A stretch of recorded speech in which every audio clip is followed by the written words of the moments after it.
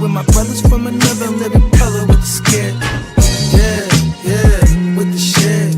Finna call it bless, make you call it quits. I can execute the plan or improv off script with my brothers from another living color with the skit. Yeah, you know the squad I'm bumming with. Try to run with the rock and you fumbled it. Finna spin the block in the mothership. Rock like Woodstock, big stock, smother shit. Word to Uncle Sam, we tax like the government. Still in the game till the day I'm in love with it. You are now rocking with the most coveted. Unapologetic, let you know who you fucking with. What's the use? I got the juice. Tapping head tops like Duck, Duck, Goose. Slide off smooth in a coupe, no roof. Rocking sheep's clothing, I'm the big bad wolf. Double up, we gon' double down and double that. If I feel I'm double crossed, I'ma double back. That's a couple hundred large in a duffel bag. Blitzkrieg, somebody's gonna end up a pack. Yeah, with the shit. Finna call a blitz, make you call it quits. I can execute the plan or improv off script with my brothers from another living color with the skit. Yeah, with the shit. Finna call a blitz, make you call it quits. I can execute the plan or improv off script with my brothers from another living color with the skit. Yeah, you half steppers can't fuck with this. I'm with the big steppers and we stumping shit. Ice grill, you can feel the momentum shift. Alpha and the Omega, I'm the Genesis. Real savage, go getter.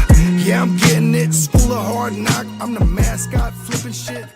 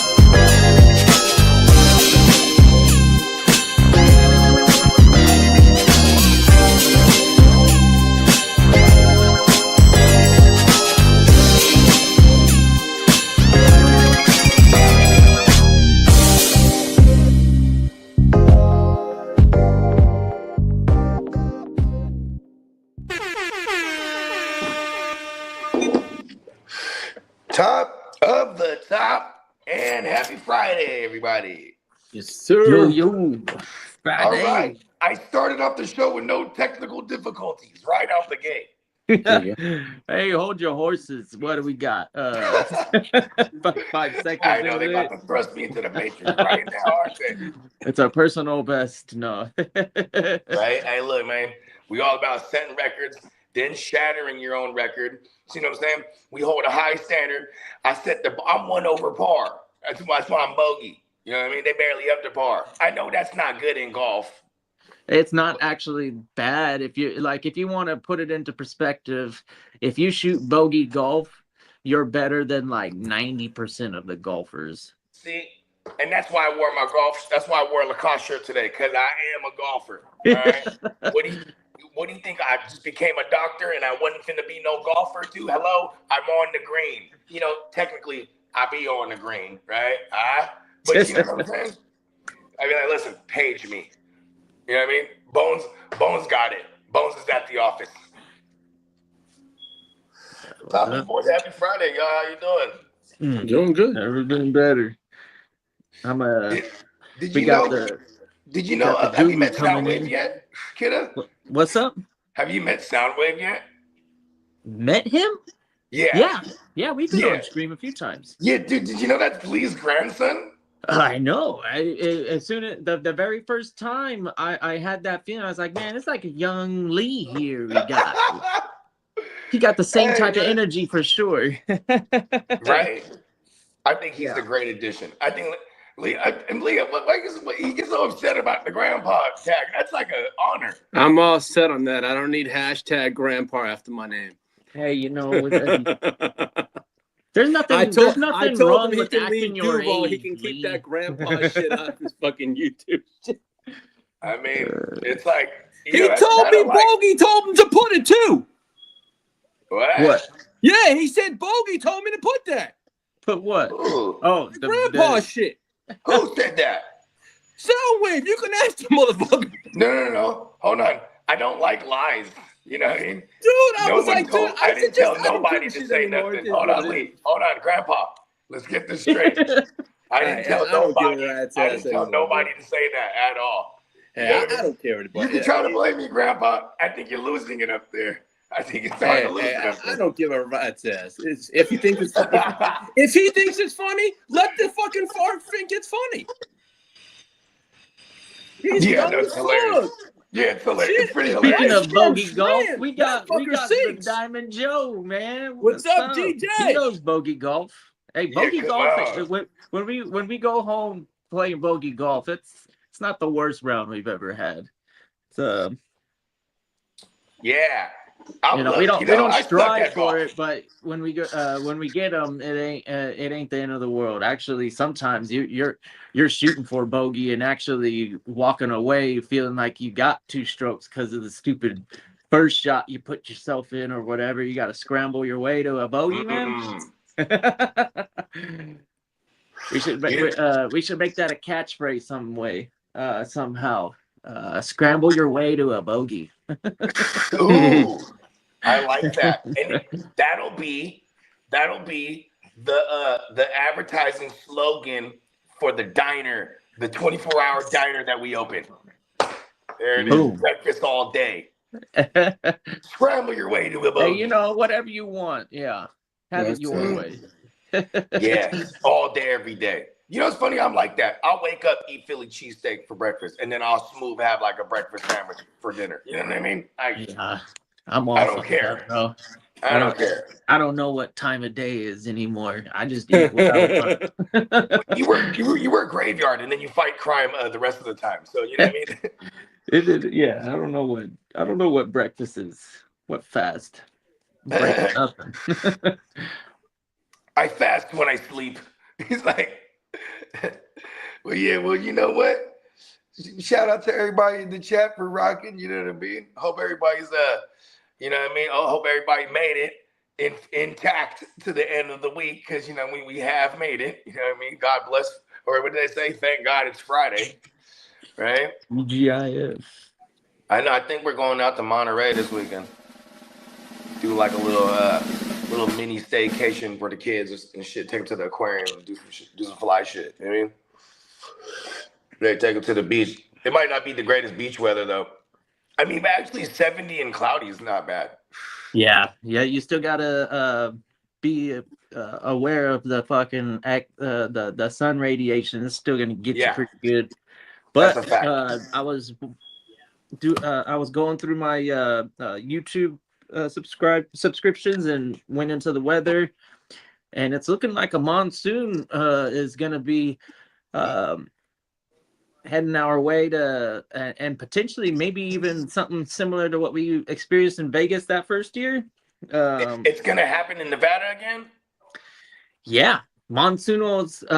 When we get West Coast monsoons, it usually hits Southern California, Nevada, and some Arizona, and then they get mad fucking thunderstorms in the and hella shit floods in those like areas. the dry lightning is what they're most afraid of. Yeah, that's that sparks shit'll fires. light a bitch on fire. Mm-hmm. Smooth. Hey, did they have an estimated time? They talking about in August? Yeah, the monsoonal season will last for a few months. So El Nino so or it could whatever. strike at any time in those. Yeah. Basically, we're expecting a pretty significant El Nino, and when we get El Ninos, the southwest. El Nino, the homie, he's back. Southwest starts to get the rain, and then the Midwest gets dry, and this one is predicted to maybe on some level of like the 1934 Dust Bowl. Yeah, where that's when my family came out to California because they're from Oklahoma, and they were dairy farmers, and Oklahoma, here we come. Yeah, not anymore. I'm glad we got out of there. That place sucks. No one knows where that reference is from, huh? That's from a broad. I think that's from a broad. Actually, it's from Oklahoma, the Broadway show. Because song. Yeah, maybe The Sound of Music or something. Is that, which was definitely used in The Sound of Music. I think you're right. Is that where it came from? I don't know. They did do I haven't Sound seen of that Music movie on in a Broadway. long time, but it sounds like one of those songs that would have been in that bitch, because that has a never-ending fucking song. I felt like that movie. It's one of the first movies where it's he a just very singy song. Sat there and listened to somebody sing the whole time. You're like, okay, when's it over? Okay, I got over it real quick. You want to? Okay, look. There's a movie. It's called Sweeney Todd. It's Johnny Depp. Yeah, In the have you seen barbershop. that? I haven't. I mean, the best for musical the same ever. reason why I don't enjoy the Sound of Music, because I know that it's like, man, this is a musical. I can't sit through. It's the bloodiest musical. Yeah. He is slicing throats and singing Carlutas. He's like daydreaming. He's like daydreaming about his love, and he's singing. Salute, and he's dude. just slashing food's throats while he does it. It's hella funny. And then what's his name? Borat. Yep. He's him. Yeah. He plays an Italian. He plays an Italian, like a Arrivederci. Like, he plays one of those guys, and he's hella good in there too. Like, the acting's hella good, and it's super over the top, like gory. Hey, so, Derek, we just fired it up. Yeah. We started what, 30 minutes early? Yeah. See, that's the thing, is we're always that's usually what we do. We're scheduled for this time, and then we start 30 minutes later, right? No matter what it is. Yeah. So we basically got backstage and started it up right away. But us being on time is actually us early, right? Because starting on time normally for us is late. It's like after the start time. Yeah, it's all good. I'm okay with that though. And my thing keeps fucking angling down. There you go. The last stream, was it the soccer one, or was it the Waking it was game? Soccer yesterday. It was the Waking game that was about 4 hours too. Soccer was 3 hours. We were rocking for a cool minute. I mean, we had hella people. Like the whole time, we had like at least a dozen or like anywhere from 12 to 15. All the whole time we were there, it was pretty cool. So we just kept rocking. Shout out to everybody that be rocking, man. You know what I mean? Yeah, we're getting excited now. We're getting closer to drafts, and everybody wants to get back into fantasy football, because I know plenty of people. They're still not even thinking about the game. I'm like, oh well, they obviously don't play Dynasty, but I know myself. I fell into this community because I was one of those guys that obsessed of like. Yeah. Now it's like, hey, Kitteh, Lee talks to me every day about it. It's like, okay, he gives me updates anytime I, like back in the day, I used to have to do that myself. I don't shit. Thank you, Lee. Yeah, thank you. Look at that.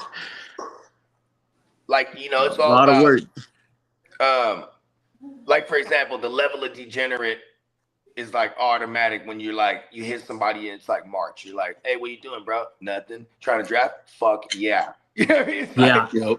Yeah, I'm not afraid of early drafts. You call other people, they be like, what the fuck, bro? Football just ended a month ago. Like, you have sand. Like, you know what I mean? I won a best ball with one of the first freaking teams I drafted months and months before the season. Sometimes your gut instinct and just like your like the earlier the better. Your mind is still fresh on what you were seeing by the last season. I know that escapes my mind fast. It's applied knowledge, right? Like when the knowledge is fresh, it's easier to apply. Yeah, I think so. You're more confident, at least too. You don't have those questions of, oh, what's their role? Would they actually draft somebody? You just go straight for it and go, it's like, oh no, that player's an actual playmaker on that team. Let's go ahead and take that pick, and not think too hard about it. Well, You know what? These early rankings, we're giving them to you right now. I think the Guru's coming and Yeah, shout out to Guru. in with We're gonna the do QB quarterbacks rankings this this morning, week? y'all. Yeah, I think it's Yeah. quarterbacks. Yeah. Yeah, we're gonna be doing we're gonna be closing out the Spencer Guru Nation ranks debate, and we will revisit these again eventually later in the off season. But as far as today's show, we definitely are breaking down the quarterback position. It is muy importante for most of us, especially us. We play in predominantly super flex leagues, so these are just. Yeah. You know, this is we're gonna be talking about QB 21s and 23s and Absolutely. What up, Albert? Like it just is what it is. Yo, what's up, Albert? Albert in the house. Albert. Yeah, man. And shit, while we're at it, someone's like, should we wait for more people to do the wake your game up shtick? Hey, You know what? I'm ready whenever, man. Yeah, you know what I mean? Speaking of ready, we definitely, when you get ready, you ain't got to get ready like my man, the fella says, because this is definitely another live Friday edition of Wake Your Game Up. Yeah. Happy Friday again, y'all. Happy Friday. Fridays are the best. I've been thinking it was Friday the last 3 days, and I was like, oh, shit, I'm not there yet. You know what I mean? Well, technically, I am 12 hours behind, so it would be Thursday. We're like in Australia to you. Yeah. Yep, that's right. We're I'm in like, Australia to you. however, I might be in Australia and you guys are in the United States still. Well, I guess what day are you on? So you would be on. I don't know. Does it go forward or backwards? Oh yeah, true. Oh, you're like in that. What's that shit in Rebels? You're like in between the space between time. Zulu time is where it starts, I think. So that's Like East Africa, and then like I think it goes to the right from there. So it'd be like Zulu 0 would be Zulu, and then the next time zone to the right would be 01. Okay. Okay. Hold on.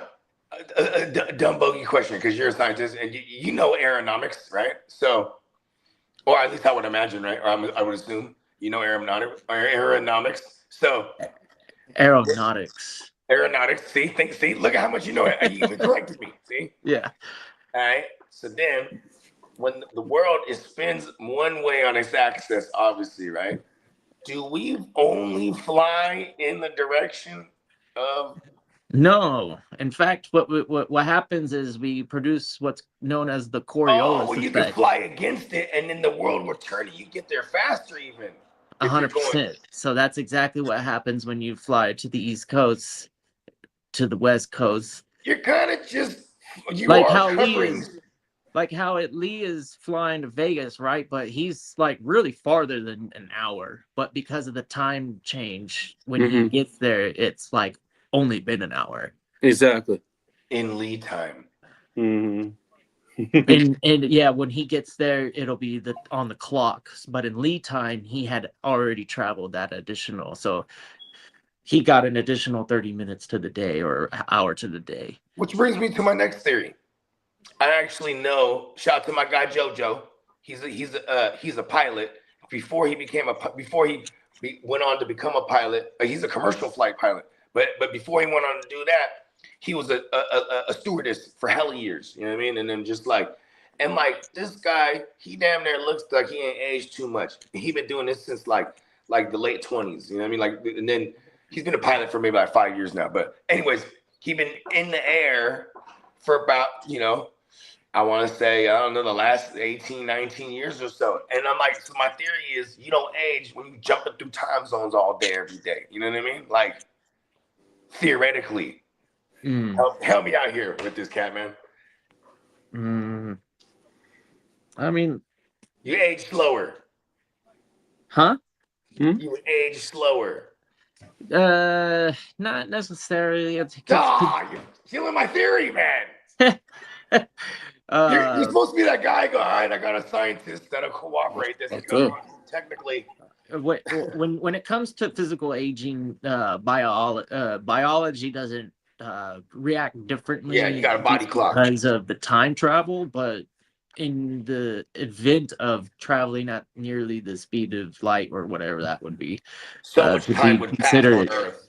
Yeah, your biology would physically get disrupted, but your biological clock wouldn't change just because you're going through space at a high speed and then returning back to the place. So like physically, you're not like younger because the time that elapsed when you got back to your original your original takeoff spot. Your the time that location has experienced would be different, but biologically you would still be the same. It's different. I don't know. It's like that's why they say that there's going to be more of like a warp drive type of situation for traveling through space time in general. I think this is my theory, right? I think we're going to create something of some type of warp drive and or light speed, and we're going to send this bitch. Well, correction. It'd be AI would do it. Like AI, like Terminators would fucking kill us all. They would be like, oh, well, we don't need them more. We need an escape plan. But look at this. Yeah, the AI would definitely need an escape plan. They're like, oh, yeah, we're about to get off this planet because it's fucked up. Yeah. Well, think about this. They would send a joint, fume, right? And the cool thing about them is like they don't need certain atmospheres or anything or a suit. They're just like, oh, yeah, we're out here. We're fucking robot droids. We're R2D2s and shit. Hey, let's make robots. Let's make robot looking dinosaurs and start it all over. Oh man! Look at this. Think about this. So they find a planet or wherever the fuck they're gonna go. They would send the little AI woo wop. Pew! It's going at warp speed, light speed, whatever you want to say. It gets there, and then it opens up a motherfucking. I mean, if they set up a gate, then you would just on our end, they just walk through this gate. You know what I mean? It's just getting there physically first. See, and this is where I think why we're still so primitive compared to anything else greater, if there is such a thing, right? For those that don't believe, right? But the reason I'm pointing this out is like we're still thinking about physically getting from point A to B somehow, or even like I really think dimensionally is how motherfuckers is going from point A to B all day, every day, or through the what's the word I'm looking for? And what is that? Atomic? What's when you get hella small? What's that shit? Help me out here. What kind of atomic like value are you talking about? Like you want the quantum? Smallest? My bad, quantum. Oh, okay. So but, like molecular structure, that's how we're then gonna like the figure this muons shit out. and the gluons. All in the quantum shit, bro. Yeah. So like those are theoretical positions of the electron. Yeah. So and they react to each other on one side of the universe, on the next, simultaneously. You know what I mean? Simultaneously. So like the distances don't matter. So we figured that, we cracked that code. AI's finna figure that out. And then not tell us, aren't you AI? And then they're gonna send fools back. We're gonna have to send fools back. Oh yeah, that's the Terminator. They're saying that the energy that they're so hot, they emit so much heat, and the amount of water that it takes to cool it down and all that stuff. We're gonna and the like the demand of these little AI data centers is huge, right? Yeah. They're not going in the middle of nowhere for no reason and disrupting communities because like they have nothing better to do. They have no choice. And that's kind of scary because if they're going to rely on the AI and these data centers on top of all the other things going on with the globe, that's why they're predicting this fucking like heat wave. Like it might be a long-term global warming type of situation. Because of the data centers. Yeah. Yeah. So it's this. What irony, huh? This is the Matrix now, bro. Yeah, the Like, robots don't this care is about literally TV. how the Matrix started. They set up all their energy. They're like, "Oh, we fuck 'em." 3 degrees, that's fine. We've got cooling fans. You guys don't. You have a sweat system. You guys have to sweat and then like get exhausted and shit. I mean, look at this. Look at animals. Animals have fur and shit and hair and like Yeah. we're like this is how you this is why I think we are The genetically modified. robots are coming. Like, What's up, we were Brandon? genetically modified to be weak, bro. Like, you know what I mean? But Man, we have the brains though. We have the consciousness. Yeah, I mean, for what it's worth, I are we am really your that conscience. impressive? I mean, if you want to compare us to the imagination that we have and the entities and the other beings that we could come up with in general, we're not that impressive, really. No, this is We what still I'm trip saying. out on the fucking stone pyramids. We're like, whoa, cool. Motherfuckers, I'm still scratching my head. I'm like, and then, Yeah. then there's a whole thing underneath it, a whole gigantic thing that goes down like hella Makes kilometers sense. down. You know, when we build structures that are tall today, we have to like Go right dig into the deep ground. down. Yeah, so we get an actual like foundation. Yeah. And that's strong enough to support this big thing that's going on top of it. Yeah, they were great engineers. I would say for their like time, they were the skyscrapers. best, and they're still Skyscrapers. revered. Yeah. Ooh. So look at this. My mom's right. You know, my mom's shout out to moms. Love you, mom. Oh man, Bogey we in the lost Matrix. him. Yeah, we lost him. Yeah, we love you, mom. Yeah, he's in Hey, the I Matrix. think maybe mama's calling him right now. Yeah, probably a phone call. She said, "What does my baby want?" Yup. You missed Texans training camp, Brandon. You got Brandon. He's on fire. 3 years in a row. 3 Huh? years in a row. You know, training camp. I guess it's probably fun to not battle your way to get up close to the players, or I don't know. Do they allow you to go down on the like the field level first row to try and get autographs? Pretty much they do. You gotta get there. You know, you gotta fight other people for it, I guess. Yeah.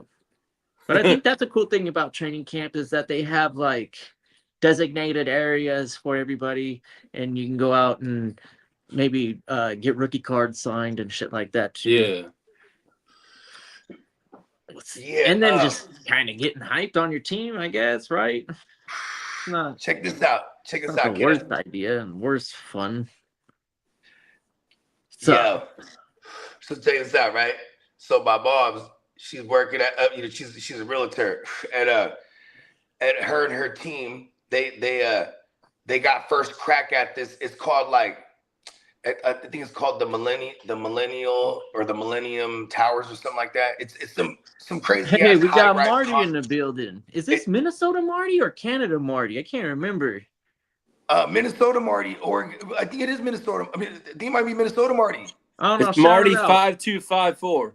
He's I know his cat. Or that might be Nelly's brother. This is a cat. You know, me and cats. I'm very familiar with this Marty and his cat. Minnesota Marty, what's up, man? It's Minnesota Marty. Minnesota Marty, how you been, man? Oh yeah, so check this out, right?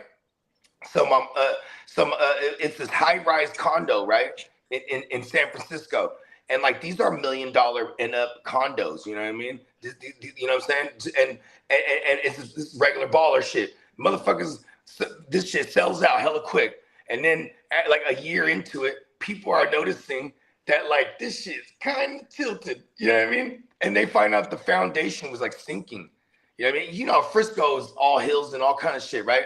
But they built like, I guess the foundation was poor, so this building was like a little tilted. Like it was to the point. My mom was telling me it was to the point you'd be in one of the joints, you put a marble, and that shit just will roll on the floor. It's oh shit. And like, so everyone had to move out. It's like a big old lawsuit. It was some crazy shit. Nice. My mom was protected in that situation, but you know, just crazy shit. Cause you know what I mean? It's like, damn, And you know what's crazy? When you're an architect, you get slack for that. You get flack for that. Like you get hit for that design. You know what I mean? That that fucks your reputation up, everything. You know what I mean? That building in New York City is about to collapse because of I seen that. The decision to cheap out on the material. I mean, Crazy. That's the crazy. Egyptians would have never done that. They're using the best material. I would have if had it my wasn't shit made metal, of platinum. they They're like, have metal. this building's really, gonna cost $4 billion. Like, I don't care. Get that big ass rock and bring it over here. Make that mother. I'm like, I want all my beams made of titanium. They had metal, but they didn't have the and that was really soft metal. That was they had that step. They stepped on the metal. Copper. They had that step. They had cut the metal up, huh? They cut it down with like some aluminum or something. Aluminum wasn't until later. No, you don't get the reference. I'm talking about stepping on it, man, like chopping work. You feel me? Allegedly. They did use those copper saws, and it was neat because the saw wasn't what was causing the stone to erode. It was the sand. They would throw the sand down, and then the abrasion of the sand and the copper going through back and forth was that after a long period of time, it would be able to slice through that rock. I don't know. Are we talking about like the pyramids and shit? Cutting the stone that the pyramid is made out of. Yeah. See, getting the straight edges. You know me, bro. They cut it with frequencies or something, dog. They had some other shit. They had about 1 million people basically having a job to do dealing with the pyramid. If you weren't a farmer. I don't know. I still think there's some kind of tech that we didn't know about. And then they thought it was magic. I mean, there's probably some sort of technique, not technology. Okay, I see what you did there. Yeah. I'm still, you know me. They think it's magic. I call it tech. Lost tech. Ancient aliens be. Don't get me started. Well, yeah, we can change the subject. Actually, here's the thing. AI, it's been interesting because I've been going down a rabbit hole, all these AI docs, and they definitely break down all the ancient joints and the megaglyph sites and all, with no bias. I quite enjoy those things. Oh, what? You've never seen they definitely documented it. They and they're one of the first civilizations that did historical time records. Yeah. It's called the King's List, and then inside of each king's era, there are sites that basically give you the chronological, basically what happened in his time. But the pyramids were there before all of them. There's a lot of lost archaeology and stuff that prevents the ability to basically, without a lot of research and being like very curious about it actually and looking at what we do know, that will surprise a lot of people that they did do a lot of record keeping, and that's why we know the language so well. People still speak it. Plenty of people can actually read this stuff. Hold on, totally lost. These motherfuckers was using hieroglyphs and shit, right? And we using emojis now. Look at that.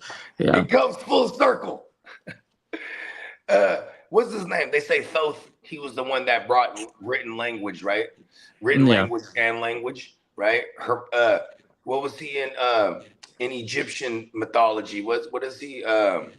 He's the one that seeded. No, I'm trying to. Akhenaten. He's Akhenaten. Yeah, and then he's like in Greek mythology. He's Pleiades and what's the other one? or not Pleiades or Plato's? No, not Pleiades or Plato's. Who is he? Hermes. Am I saying that right? There's a Hermes, yeah. Yeah, that's Thoth. He's all them motherfuckers. He's also Thrawn in Star Wars. Sick, no way. Thrawn's from the out. Hey, Thrawn, see, Thrawn? Thrawn. Yeah, Thrawn. People don't know about Thrawn, man. He was Thrawn, very, he had to very save cultured. He had to save his planet, and because they were like getting too advanced and getting too like, oh shit, what is that? Yeah, he's from the outer. He's from the the outer rim. Yeah. What's up, Chase? He basically the the people were like capable at the end of episode 9 when you saw all those fucking death Star Destroyers. And you're like, bro, how the hell do you get all those Star Destroyers? Well, that's because of Thrawn.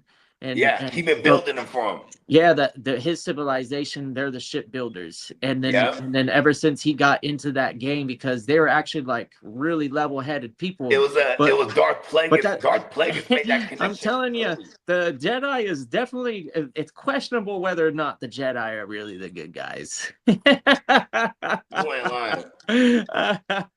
They take children that have metachlorian counts. They're like, oh, we can teach them. They got the Force. And then the parents go, okay, it's an honor. Yeah. You know what I mean? And even if they didn't want to live this way, do things, like, we're taking not the child. experience emotions and whatever. They would just wave their hand like, the child is coming with us. Like, go ahead. But yeah, Thrawn was the dopest. After episode 7, I think that's 3. Episode 3. 3 to 4, Thrawn is really doing some behind the scenes shits. Yeah. The rise of there's some audiobooks that are fucking phenomenal. Well, they're regular books, but I fuck with them on the audio shit because the audio shit's hella badass. All the voices and all the fucking sound effects are all Lucasfilms certified and shit. But yeah, they have a Thrawn book that I went through. Shit's hella dope. Damn.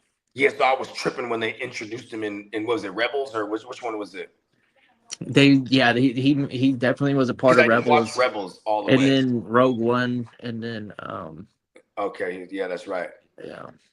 Admiral Thrawn. Yeah.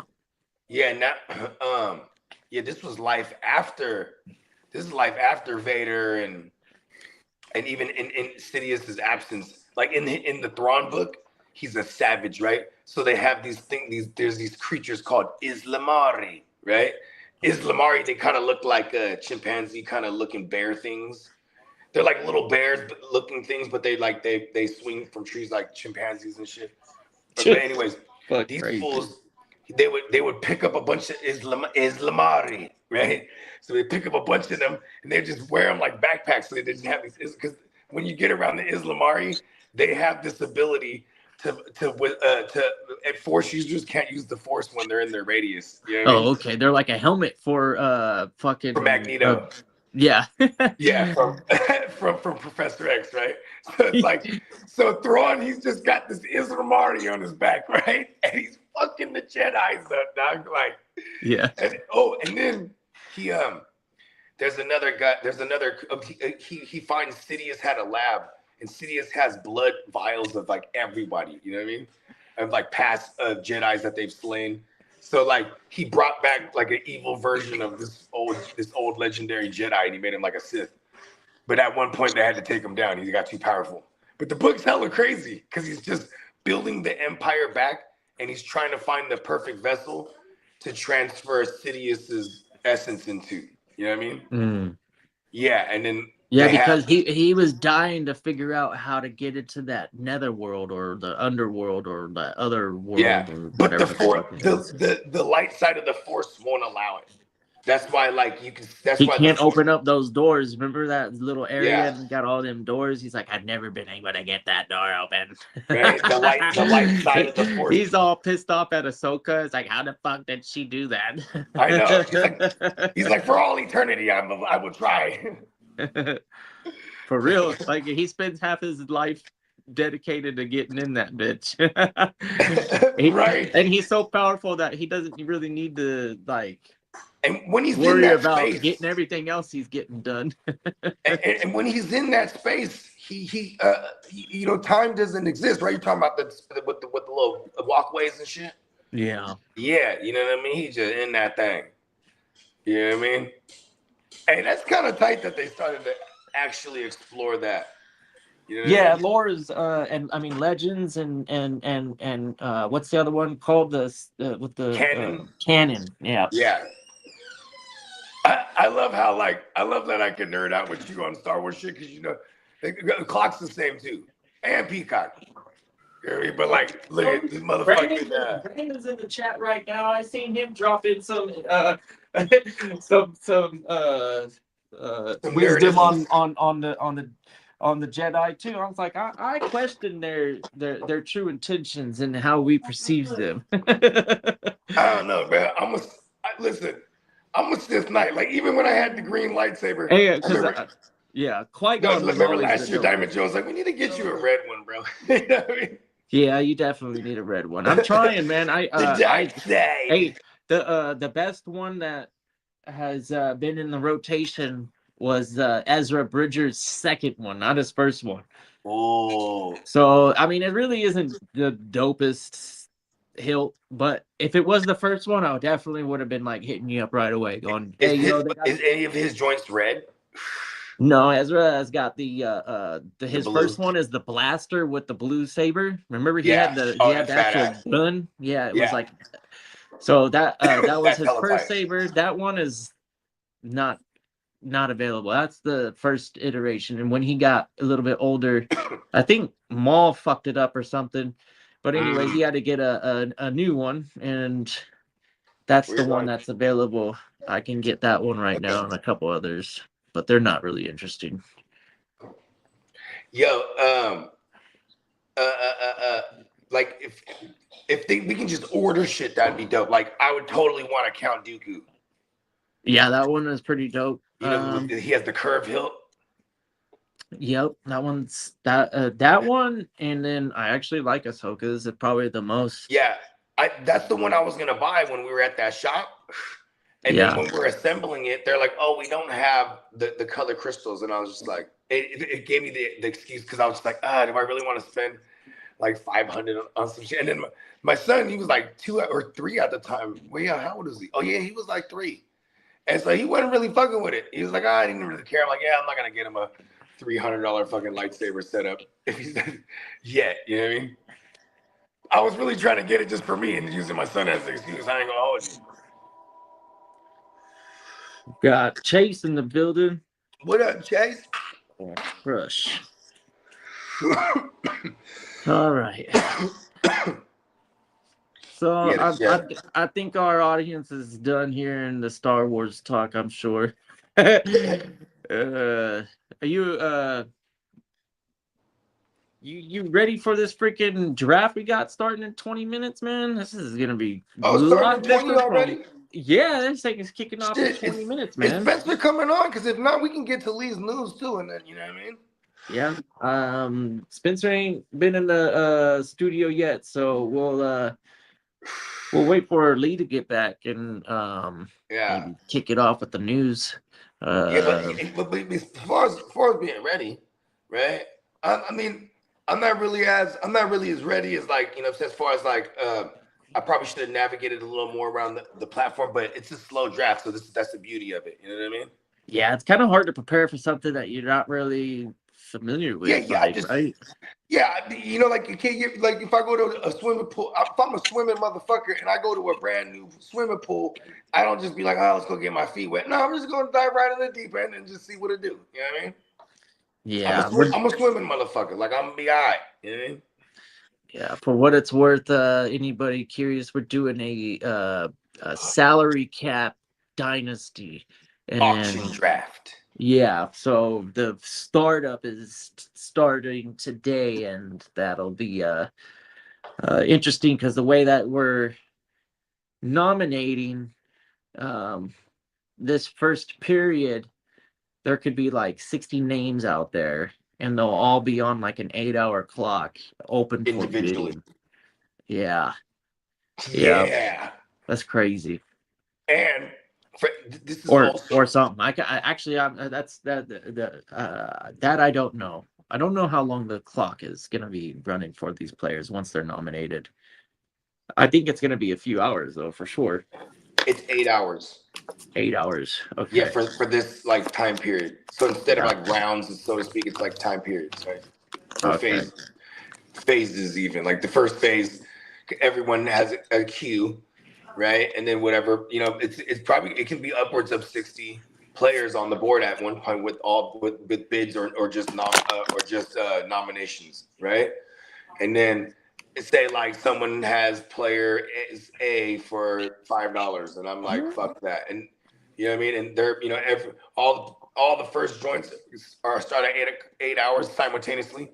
So you know what I mean. But the moment someone goes, "Oh, I'm up that to $6," that clock starts back over on 8 hours for that one. Oh wow. You know what I mean? Yeah. So theoretically, this first wave of 60 right here could be the wave that takes us like the first 2 weeks. You know what I mean? This is why it's good we're starting now before everything. Because once we chop the clock, once the clock start periodically getting chopped down, you know what I mean? People got to be on their shit. You know what I mean? Yeah, because like 8 hours right now is beautiful because we're all across the nation with this one. You know what I mean?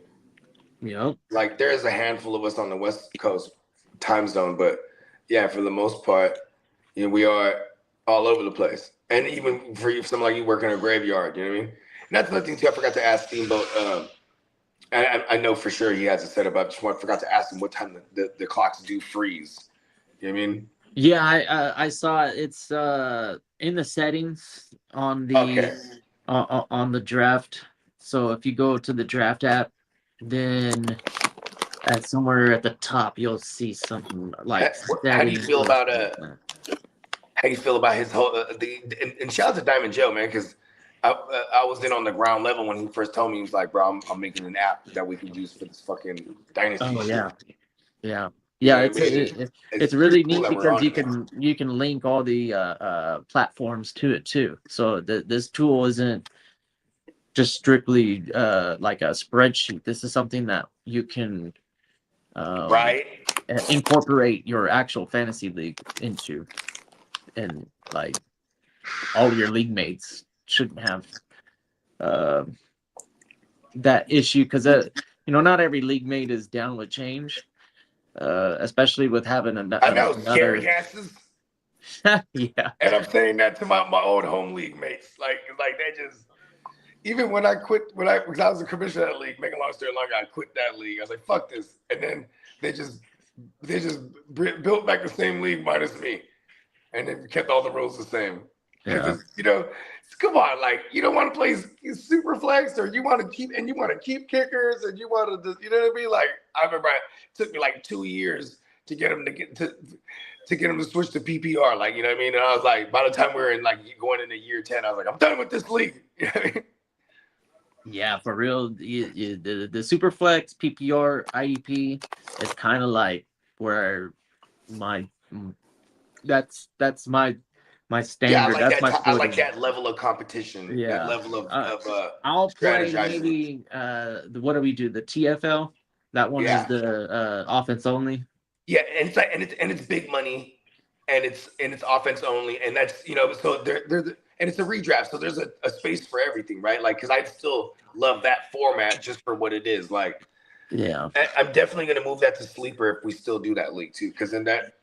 Because honestly, I remember now that was the last stream you were talking about maybe cutting that league, which I was just about to say that too. Just because we're in a bunch of leagues that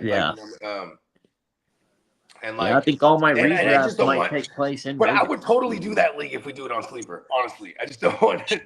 I only want the only league I do on Yahoo is the East Side League. I'm like, I'm just tired of Yahoo. I'm done with Yahoo. Except minus the Diamond Joe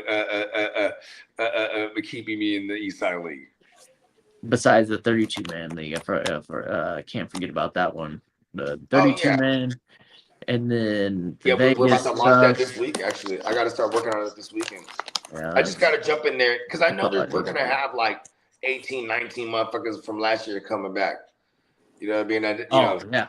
And that's a really fun experience. If you are curious about it, I'd say just do it.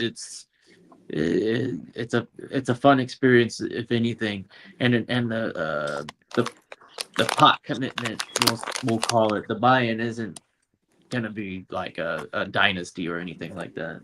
Right. Yeah. Yeah. So, and really all it is too is just soon as people commit, it's just like, all right, boom, shoot the bread now. All right, we rock it. And then, because that one, I definitely want to get that one in motion, like within the week. You know what I mean? And get that slow draft going. Yeah, that's a process that could take upwards of 4 weeks. What up, Yeah, Smith? I think last year took like 2 and some change. Yeah, it is 2-hour picks, so it does. It might that's even nice. been 2 weeks last time. Yeah, 2-hour picks starting round 1. Yeah, that's not bad at all. Right. You just got to have your queue set up. Like for myself, I have to do that when I'm asleep during the day. Right. I'll be like, oh shit, whatever. I guess I'm gonna go wide receiver over running back here. And if that wide receiver is gone, then that running back's getting drafted, and I'll have to make do with it. I don't know. I know. That's the tricky part. Yeah. Sometimes you don't know who's gonna be available. You can order your queue however you want. Yeah, and you got to order it. It's like the real time of seeing who's still there and the people that might have fell. Yeah.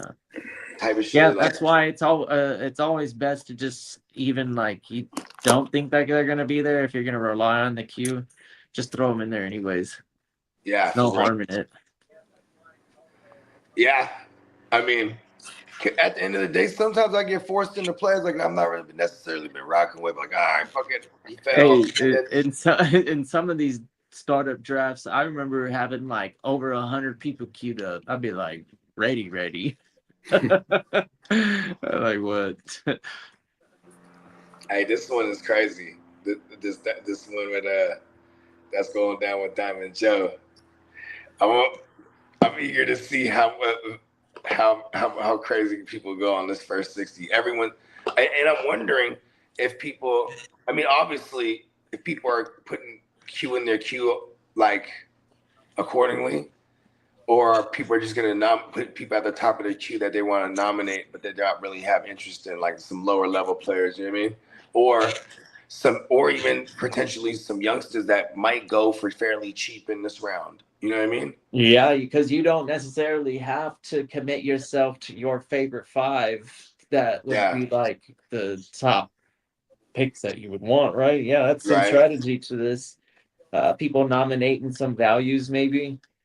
Right. But that's the cool thing, is that everybody gets a look at it, and then everybody gets to kind of bid at the same time, but it's not on a stressful clock. It's on something where you can take your time and really manage your budget, because that salary cap and then the commitment that you're going to have to provide for the next 3 years, that is a real thing. Right. Yeah, a little bit different salary cap. What's the minimum that we can sign motherfuckers? 0. No, years. Oh. I think since it's a startup, you don't have to pick up any veterans, so the rookies, and then you have the ability for the first rounders, you would get a first round pick or something. So yeah, this first round is interesting. I can't remember if it is a first round, because remember, like, and I think Diamond Joe is trying to make it as realistic as he could. And one of the things about first rounders is that you get that extra year of control. Yeah, that's right. So maybe in this first 5, those first 5 picks that you're able to nominate, these would be considered round 1 picks, and you would have to sign them to that first round rookie deal. Okay, word. And then next year's rookie draft, it would be like obviously those first rounders, and then nobody else. Okay, I dig that. Yeah, because then every year, like even the people that throw back, the ones that they're not paying, the free agents, that's another little auction too every year. You know what I mean? So what we're doing right now is, so to speak, what it's going to be like every year, but for the free agents. Then there'll be a separate joint for the rookies. You know what I mean? Yeah, Yeah. Joe, I'm gonna see if I can do that. I'm gonna try and get that in the background on shared on screen. Share screen. Yeah. Let me email it to myself.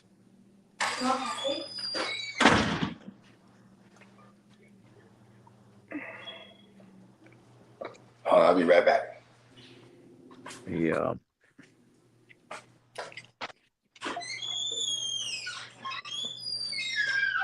You ready to take him to the streets, man?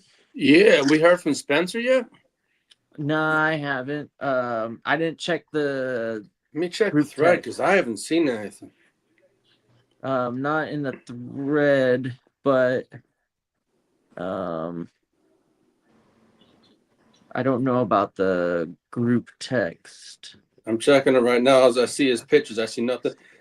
He said there I'll be there by 11:30. It's 11:52. Oh, okay, yeah. All right. Well, He said, "Cool." And this was about. He put that in the thread at 10:56 my time, and he said I'll be there at 11:30.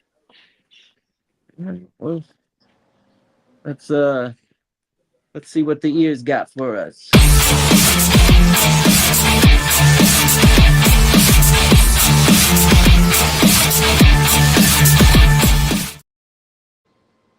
Good morning, happy Friday, y'all. For some of us, we got 40 days until we draft, and we got 60 days until we kick kickoff, and 10 days until football.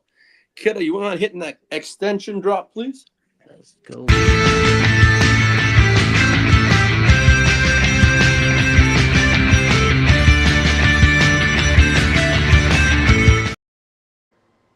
Well, Baker Mayfield and the Buccaneers remain extremely far apart on a new contract extension pause.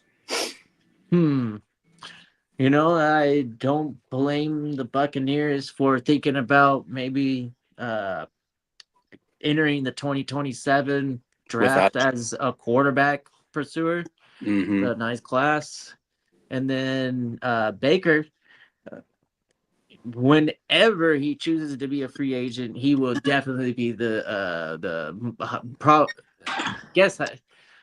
who else would be able to be available as a free agent and to compete with Baker? In this quarterback class, Bogey would have an idea. Hey, Bogey, if Baker doesn't reach an extension with the Bucs, who else could not draft a rookie and then try and win a Super Bowl with Baker? The Jets. I mean, Baker has a plethora of places that he can go if Tampa doesn't extend him after this year. You know what I mean? Yeah, because I was saying that maybe Tampa wants to get younger, and they're really interested in somebody in this 27 class, and they would pursue him. I don't think they're trying to tank, but in the event that they're bad and they get a high pick, Well, that's the cool thing about this class is that you might have a fair amount. There's like 11 QBs in this motherfucker. Resources, yeah, their resources are gonna be like plentiful. Okay, think about this. So like if Baker, in the event they don't retain Baker next year, man, think about like Minnesota is a spot. You feel me? Like, the Jets, shit. You know what I mean? That would be dope. Fucking, Arizona. You know, even Atlanta. Like, Atlanta. Mm-hmm. Like, see, there's like a plethora of spots in the next year's QB carousel, even for teams that might potentially draft a rookie, they still might take a shot on a Baker like on a 1 year or something. You know what I mean? Like, or a veteran, like a 2 year or a 3 year deal, but it's really only 2 years on paper type of shit. Yeah. Nah, I don't think he's gonna settle for a prove it deal. He's gonna get the bag, but somebody's gonna. I think give Tampa him pays him a couple years, 3 year deal for he's whatever. There. What was it? $75 million. Some quarterback got 3 years, 75. Baker's about to go. Well, crazy here's the on other a 3-year caveat to this deal. news. You get The like a Buccaneers- 3-year, 100 and something. Well, Yeah. here's the caveat to the other part of the news. The Buccaneers reportedly believe their current offer will be Baker Mayfield's best available. Yeah. They're like, hey, look here, kid. Look here, kid. This is the best offer you get. And the last time I checked, we're in Tampa. You're gonna get all your bag, kid. You know what I mean? Exactly, that's true. Yeah. No tax. That's another plus. You know what I mean? And then I remember Baker using all them commercials and shit. And he was hella funny. Yep. Yeah. He Baker built a knows how brand to get a in bag, college is my point. big time. Yeah, he had a brand going into the NFL. That guy was definitely a He's grabbing his seller. crotch. Yeah, he Pause. was selling. He was selling his what do we call that? Selling image. his bravado. Yeah, before they had the IRL or whatever that fucking the college money now. Yeah. NIL. Yeah. NIL, yeah. Yeah. Well, Bijan Robinson and Jahmyr Gibbs continue waiting on their extensions talks and their new contracts. I think they're playing a game of chess. Who goes first? Yeah, I mean, that's precisely what I've been saying. It's like, because their agents are telling motherfuckers, like, yo, just wait till you get paid so we can top his bag. You know what I mean? Mm-hmm. And, you know, I think Bijan's going to be the one who gets paid first. Emil wants Baker in Miami. Yeah. See? Look, there's like a plethora of spots. And then look at that. Baker could be like, ooh, Miami will give me all the bag, and I'm still in the tax-free state. Exactly. Well, Paris Johnson Jr. is seeking a market-setting extension with Arizona. He's seeking $40 million a year. What? Wow. Yes, sir. Who is this again? My bad. Paris Johnson. Who in the fuck is that? I think he's like He's a lineman? He's a lineman, exactly. Yeah, I was about to say, that's totally an offensive lineman name. Paris Johnson. Number 74, Harris Johnson. Well, the Denver Broncos hope to sign cornerback Jaquan McMillan to a long-term deal soon. Oh, that's cool. I fuck with Jaquan McMillan, bro, from Denver. Yes. He's like one of those hybrid nickel corner, like safety type joints. You know what I mean? Mm-hmm. But then, he's been showing out. He plays a lot opposite of. He plays the nickel most of the time though, because you got Surtain on the on one end, and then what's their other youngster they just drafted last year? He hella dope too. Oh yeah. That corner Jackson? No. No. Fuck. I don't know, man. I have to look it up. Yeah, fuck it. I'm not even sure. I'm over it. As for Jacoby Brissett, continues working out with teammates in California while contract negotiations continue on that guaranteed money. He said, what's his guarantee? $5 million right now? I think it is. Yep. I think it was 5. That is terrible. For a quarterback, if we hear if a report comes out and he wouldn't even ask how much, like just give me like 15 guaranteed, and they ain't trying to do that, I'm like, yo, come on, Eric. Just give him 25 guaranteed for the 1 year. You know what I mean? Like, you know what I'm saying? I don't know. But he has no Jacoby Brissett. He just ain't got no leverage at all. Exactly. Because you got the Ginsu over there, and you got young Carson Beck. All right, Kitteh. Listen to all these rumors. Run them in every day. Hey. Now I need some time.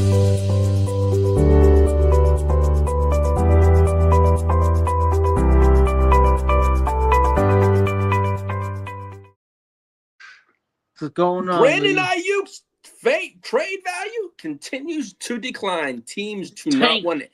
Teams do not want anything to do with him. It's not just declining. It's going. It's going way down. It's not even sinking. It's sunk. It's sunk. Yeah. Well, Jaden Daniels won't even answer his call. Because he has to stay focused. We gotta get to work. Gotta stay focused. If you were really serious about this, you'd be at work right now. You know what I mean? Exactly. Yeah. Yeah, you know why Jay Downs ain't picking up his phone call? Because he's at work right now. What's up, Emil? What's up, everyone? Shout out to Emil, man. Shout out to everybody in the Shout out chat. in the chat. Friday to everybody, man. Yes, You know what I mean? We made it. Fridays here again. You know what I mean? What? You're on the eve of another beautiful weekend, hopefully for everybody. You know what I mean? Put your sunscreen on. Them motherfucking them solar flares is coming. Well, watch out, everybody. Hey, it's the guru. Hey, Spencer, you can start off with your stuff, and I can continue. What else you got for us, exactly Lee? where I am. What up, fella? Yeah, go ahead. Lee, finish your No, stuff, and then we'll get going. Get to your stuff. No, get to your rankings. I can get to the rest of this later. Oh, all right. Appreciate it, homie. What up? What up, fellas? Lee, Kitteh, Bogey. Man, we're back in the building here to conclude this early ranking series because I know y'all got drafts about to get rolling, so we got to get this in. See, we got all the homies up in the chat here. We got Emil, Derek, Diamond Joe. What it do, fellas? Chase. Man, we got everyone in the house here, so I appreciate all y'all listening. And, yeah, we're going to get these QBs underway. I know a lot of you DJs got super flex drafts to prep for, so, yeah, we got to get y'all right, get these QBs ranked, so. Yeah, I'll just get it underway if that's cool. Yeah, let's go. All right. Fuck yeah. All right, so number one, well, no surprise here. Josh Allen, the Stallion. I mean, what else is there to say? He's been at the top of the charts now for like the past 5 years, galloping to probably gallop to another QB1 finish. A new coach this year, though, so a little different.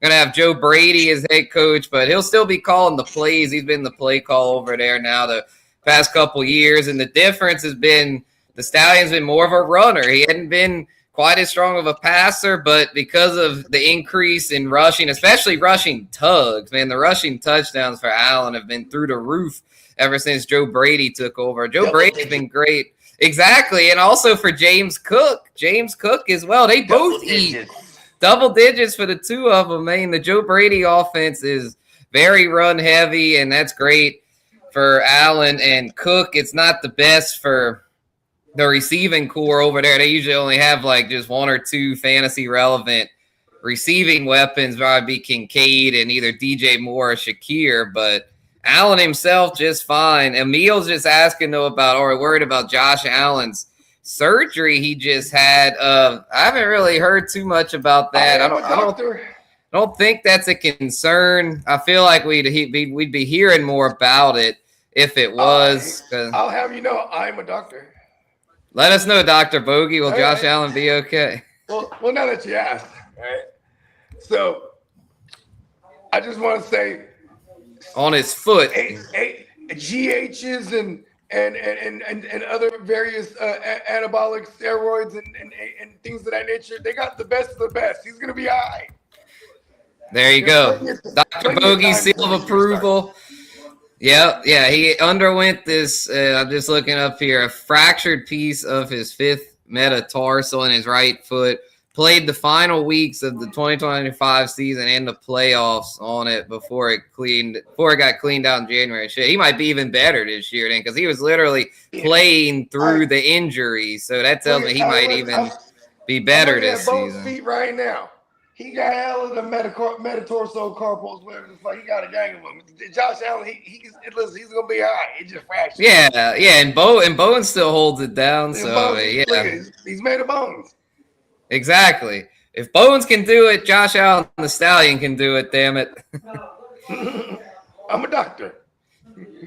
Hell yeah. Dr. Bogey. Where's that drop? We got to find that here. We had to get rid of it. We kept getting flagged. Oh, damn. Okay. I'll do the y'all get the point. Dr. Bogey, ladies and gentlemen. Yay. I'll be on the green. Hell yeah, brother. So, yeah, Josh Allen at 1. I think that one is pretty obvious. Number 2, though, I think is where we start to have some debate because I feel like the number 2 spot, there's a lot of different ways we could go there. I mean, if some people are that are really high on a Joe Burrow bounce back, a Lamar bounce back, a JD5 bounce back, you can make a case for either of those three, but I'm sticking with the guy that did it for us last year, and that's Drizzy Drake May.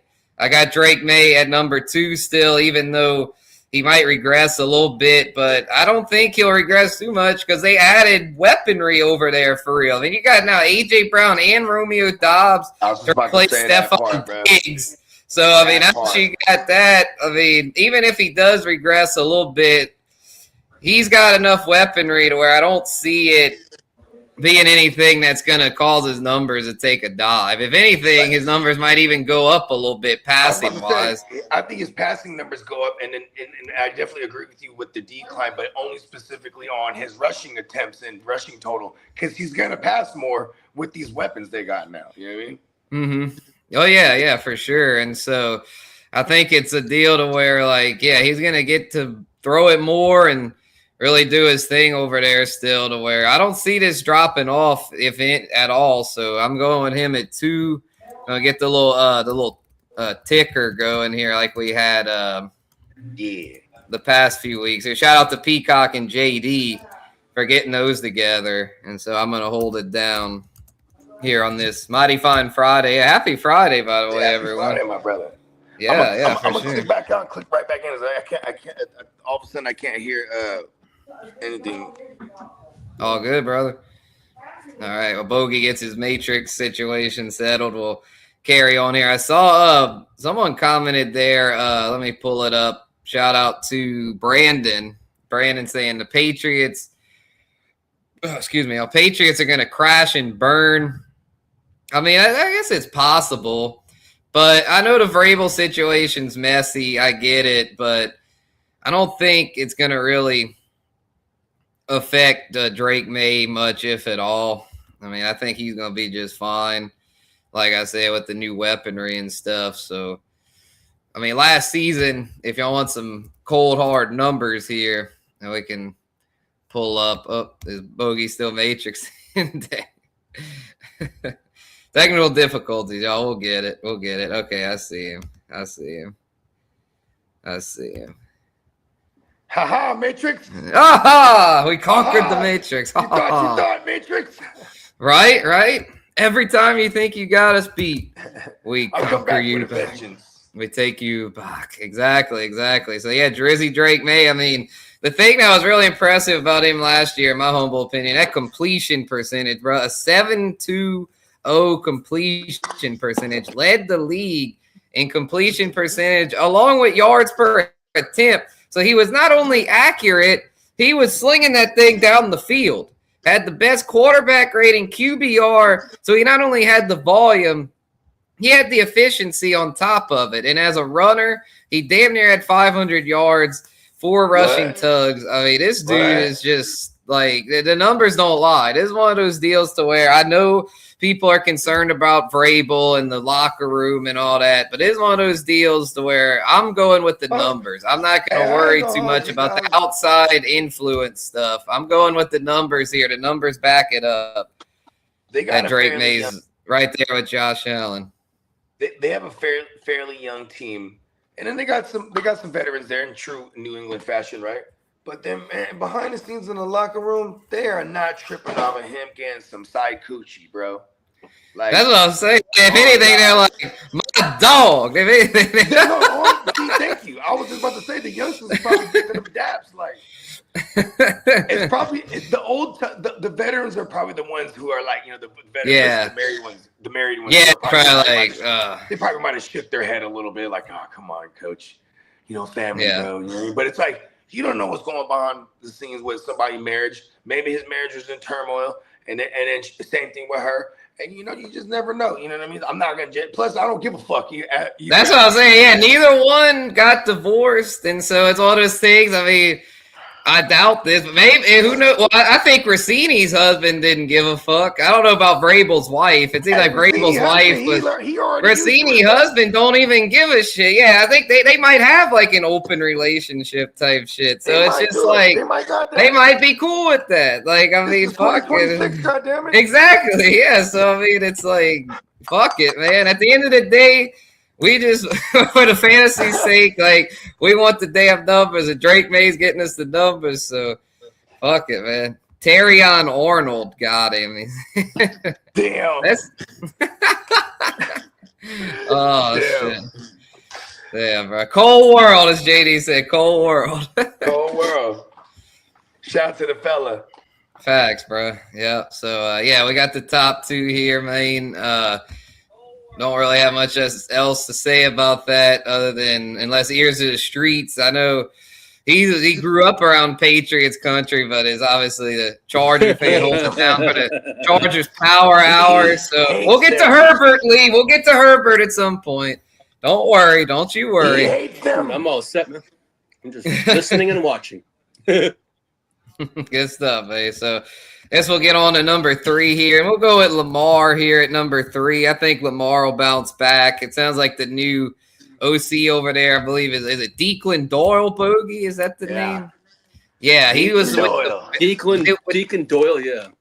Yeah, he was with the Bears, just doing good things over there, working with our old pal Ben Johnson. So this is redraft, Derek. All these, just for anyone that's watching or has been watching, a good question, Derek, because I know some people, we do dynasty content as well, so some people might be wondering. But yes, all these early rankings that we started in like mid-June with running backs, receivers, tight ends, now quarterbacks, these were all for redraft purposes, early redraft rankings. So if y'all go, I know Peacock and JD have cut clips of me talking shit on these rankings, and I really appreciate that. So yes, but they are all redraft. These are redraft rankings. Yeah, man. Shout out to the chat.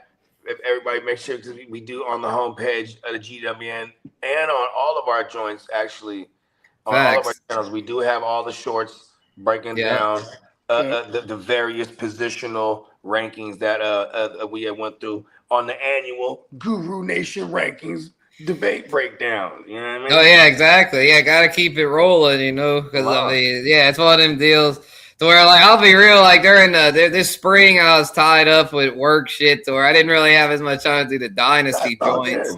But with the redraft, once June hit, I was like, I'm back in the gym. I'm hitting the gym hard, getting these rankings knocked out. So that's what we on, man. But yeah, back to Lamar. Drake May was the shit last year. Some of them numbers you was talking about, like the completion rating and the facts. field joints. I was like, okay, Drake May. Yeah, he really did that shit, which is why, even though I think Lamar is going to bounce back and he could get back to being QB2 or even QB1, I'm not going to put him over the Stallion or Drizzy, because I think with Lamar, you got to be a little concerned with his health. The past 5 years, he has missed multiple games. He had back-to-back really strong years in 23 and 24. But in both 21 and 22, he missed a good bit of time due to injury. And in last year, he missed 4 games, which I know he's one of those guys where when he's healthy, I mean, we know what Lamar is. I mean, Lamar is an elite top 5 QB, and I've still got him ranked there. It's just the reason why I don't have him 1 or 2 is because of the injury concern. But I definitely think he bounces back and gets back to being among the elites at the position. Yeah, it's crazy because, like, anybody in their right mind, if you can guarantee Lamar stays upright, like, he's finna be a top 3. You know what I mean? But like, but with the reality is, you gotta factor in his injury history. Like, for example, when Emil was asking, are we worried about Josh Allen? Nah, Josh Allen's a fucking giant. You know what I mean? Like, that's what makes him different. It's almost like he's always out there. Yeah, I mean, it's the way he's built. He's 6'5", 240 or whatever it is. Like, it's like Cam Newton's build was built like that. You know what I mean? So imagine a better Cam Newton. Like, remember, I don't know, you were around back then in 2020. Remember, we used to call him the white Cam Newton, Brad Newton. Josh Allen. Facts. Yep. Yeah, that was right when he was breaking. That was right when we started doing content together. Yep. Yeah. And then Josh Allen was just breaking out. Yeah, I remember it was. Oh, someone's got an echo. Shit ain't me. It's That might be ears. Check your stuff ears. I cut nothing It's definitely else, got not. my phone. Kid is muted. Yeah, make sure it's not off your phone, Lee. Yeah, let me see. it's definitely. Yeah, I think it's straight now. Yeah, just Lee. Just make sure that it's not playing on your phone because everyone else can hear that shit. But I don't hear anyway. it, though. Okay, yeah, we're good now, I think. Yeah, appreciate your ears. But yeah, man, I mean, it's one of those deals to where I remember back in 2020, if y'all want to take it back a little bit, I mean, it was the debate was like, who's going to be that guy, the Stallion or Kyler? That was back when Kyler was breaking out with D-Hop and stuff, and Kyler was the talk of the town because of the rushing upside. Lamar, too. Lamar was also breaking out around this time, but Lamar had already put together an MVP campaign, I believe in 2019. Yeah, he was literally the MVP. So at that point, it was like, all right, Lamar, certified, stamped, where Allen and Kyler were the two that we were like, all right, which one of these, if any or both, is going to break out? And it turns out the Stallion did and Kyler didn't. So interesting how things shake out that way. Here's one thing they did that they definitely did is the year before that in 2019, they ran that Antonio Brown sweepstakes. Remember that? And then the whole debacle was like, I'm not fucking going to Buffalo. Remember that? Yeah. And then I'm speaking of X, then he gets traded to the Raiders. The Raiders, yeah, the AB. That whole hoopla happens. Then he has the one game with the Patriots, and then you know he was ixnayed until Brady brought him to the 2020 to the Buccaneers, right? But all the while, the following year, the Bills, since they couldn't get Antonio Brown, they fucked around and got Diggs, and that definitely helped break out Josh Allen. You know what I mean? And you had Brian Daboll there, like as the OC. It was going down, like, you know what I mean? It was yeah, Daboll, man, Allen was slinging it with Daboll, and I mean he's still really good with Brady, but with Joe Brady, it's more of a balanced attack. With Daboll and then Ken Dorsey, they were just letting the Stallion go crazy with the pass attempts. They're basically letting him. He's basically running a read. Basically, he's like, you're either gonna throw it or you just go ahead and run, bro. I mean, he's like, go ahead, kid. But exactly. Like, I do like what Joe Brady's doing because he's methodically balanced to the point. Like when they get down, they're gonna make sure they get down into the red because then he's the most dangerous there. You know what I mean? You know what I mean? And you got James Cook. This is why they both got double-digit touchdowns because it's like, they're gonna run so much that like every now and then they're gonna suck everybody up, pause, and then he's gonna uncork one down the field. You know what I mean?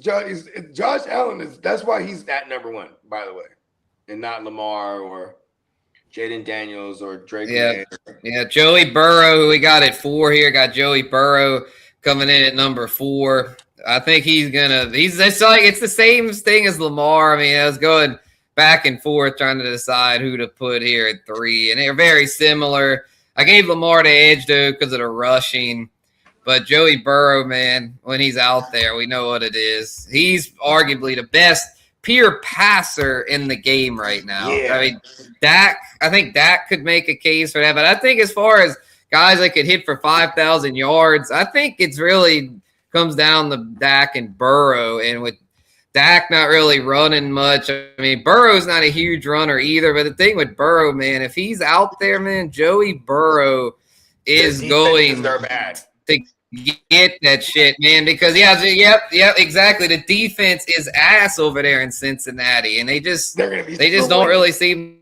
to do much about it. Joey B. That's what I was saying. And so, he's just going to have to keep being forced. Mighty Joe Young, exactly. I mean, when he's out there, man, he's got it, and he's got arguably the best 1-2 receiver combo in the game, which is also, I believe, why Dak could get the 5,000. We'll get to him in a little bit, but when you got Jamar and T. Higgins to throw to, that is just that is one of those deals to where if he's healthy, he's a lock to finish top 5. It's just a matter of can he stay upright. I think he's top 3 if he stays healthy the whole year. That's a fact. Like he could threaten 40 passing tugs easily if he's upright all year. You know what I mean? Oh yeah, for sure. Yeah, because you don't need a bank on like if T Higgins stays healthy all year, fuck yeah. But you don't even need a bank on Higgins. You just really need him to just have Chase, and then everyone else benefits off of having Chase there. You know what I mean? You got Chase Brown also. Like everyone's a receiving threat for Joe Burrow. That the line. Hopefully the line is better. I don't really feel like, did they do anything to address that line? That's the one thing. Is like, man, they're beating up. Yeah, it seems like every year the line's a little shaky, but I feel like he's home alone, bro. That offensive line got Macaulay Culkin home alone. Them motherfuckers is getting them, bro. Yeah, I mean, it's one of them deals where I feel like they retool it like every year, but it just always seems to be a problem. Let's see what they did this year. That's a good point about the O-line situation there. Actually, no, it doesn't really look like they did much to change the starting lineup. I think what they're banking on is, for example, it's like pretty young there. Like Dylan Fairchild is be a sophomore, and Amarius Mims will be a third-year starter. I think they're banking on these young guys taking that next step. They extended out Orlando Brown at left tackle, and then they got a couple vets there in the center and right guard, Ted Karras and Dalton Risner. So I think it's one of those deals where they're just banking on these young guys taking the step, and they better hope they do, because if Joey B gets hurt again, I think that he might end up just saying fuck it and requesting a trade after this season. Because I remember last season down the stretch, he was going through some mental health shit, man. He opened up in a press conference and was saying, I haven't really been myself lately. I've been feeling pretty down and stuff. And he was saying like him getting all these injuries is kind of making him lose the love for football. That's kind of what I took from that. Yeah, that reminds me. I hate to say this, and I really hope he doesn't end up like. Yep, Andrew Luck. Exactly. No, super. You, Neckbeard? Yeah, don't do it. Don't end up the next Andrew Luck, bro. My favorite right now. That's what I'm saying. Please don't end up the next Andrew Luck. You leave the game, Joe. Yes, please don't leave. But that's why this season's so crucial for him. I feel like if he has a really successful season this year, he'll stick around. So hopefully he doesn't end up the next Andrew Luck. Well, that's the thing. It's like with Andrew Luck, we had a lot of hope for Andrew Luck the year before he retired. He retired abruptly, too. He retired like just a couple weeks before the season. Bro, he got booed in the preseason game. Yeah, they booed his ass. Yeah, because it got released on there was somebody in the locker room, like a staff member or like some kind of a trainer or something, heard the mummerings in the locker room that Andrew Luck he's not suiting up, he's legit retiring. And then so this guy says it, puts it on Twitter, it goes crazy immediately, and then so they start off the game. The announcers don't even know what's going on because they're old and they're not on Twitter like that, and then they're like, well, apparently we're getting word here. Andrew Luck's not going to suit up. And they wouldn't announce that he's retiring yet, right?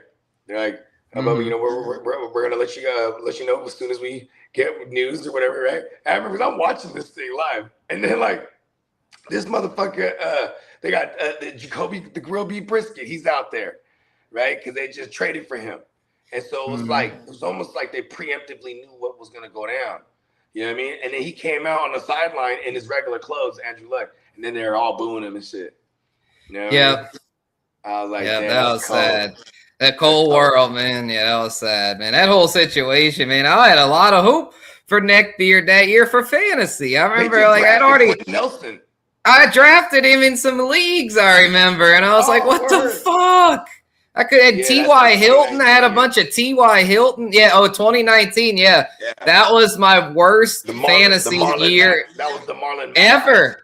That was my worst fantasy year ever. I think I only made the playoffs in one league and made no chippers. That was like a rare off year for me, just because I just that taught me a valuable lesson, though. Don't put all your eggs in one basket. And because I was so high on the Luck Hilton stack, I had that in damn near every league. And then when he retired, I got fucked up there. Joe Mixon fucked me up that year. I was really high on him as his ADP was second round, but I was taking him first round because that breakout year. Yeah. He broke out in his rookie. Oh yeah, his rookie year was 2018. That's right. Yeah, he kind of broke out that year, and I was thinking that was the first year, I believe, of Zach Taylor. as the coach, and he is coming over from the Rams. I was thinking Joe Mixon could kind of be like Todd Gurley. I was comparing him to Todd Gurley because Todd Gurley, I think, had broken out the year prior. I think Zach Taylor was there in 2019. I think that was his first. Right? Year. It was. That's why I was so high on Mixon, because I was like, he could be the next Todd Gurley, bro. Because at that point, Todd Gurley was the shit. I mean, he was like elite RB1. Yeah, no, for sure. And so it's just one of those deals to where I just, I was a young guru at that point and I got humbled. I'll admit it. I got humbled, but in a way, I'm glad I did, because it taught me a valuable lesson to not go all in too much. I mean, it's important to have your guys and to have players that are like anchor players that you have multiple shares of, but you need to diversify some. You don't want to go too much. For example, if someone like drafted Burrow in every league last year, I mean, you'd have been fucked because he missed half the season. Same with Lamar. I mean, Lamar played more than half, but he wasn't himself last year. And at least Joe Flacco was a plug and play. Pause. But we got Cooper Rush. You know what I mean? And the Ravens situation was brutal. And Tyler Huntley. Bad, it was all bad. Yeah. Well, actually, initially it was what's his name? It was before they had to go and trade for Flacco in division even. They did. They did, because Cleveland wanted Shaduri to get playing time, so they just were willing to dump Flacco. Was it Jake something? Fuck, I forget the Jake Browning. Jake Browning, yeah. There you go. 10 points. Yeah, he was he wasn't as good as Flacco, but Flacco it just goes to show how good the mighty Joe Young is, because, I mean, when they lost him, their season was basically over. Yeah. So because he could keep them in games. No matter how bad the defense is, he could keep them in games, similar to Drew Brees with the Saints. Even it didn't matter how bad the Saints defense was, bro. Drew was keeping us afloat.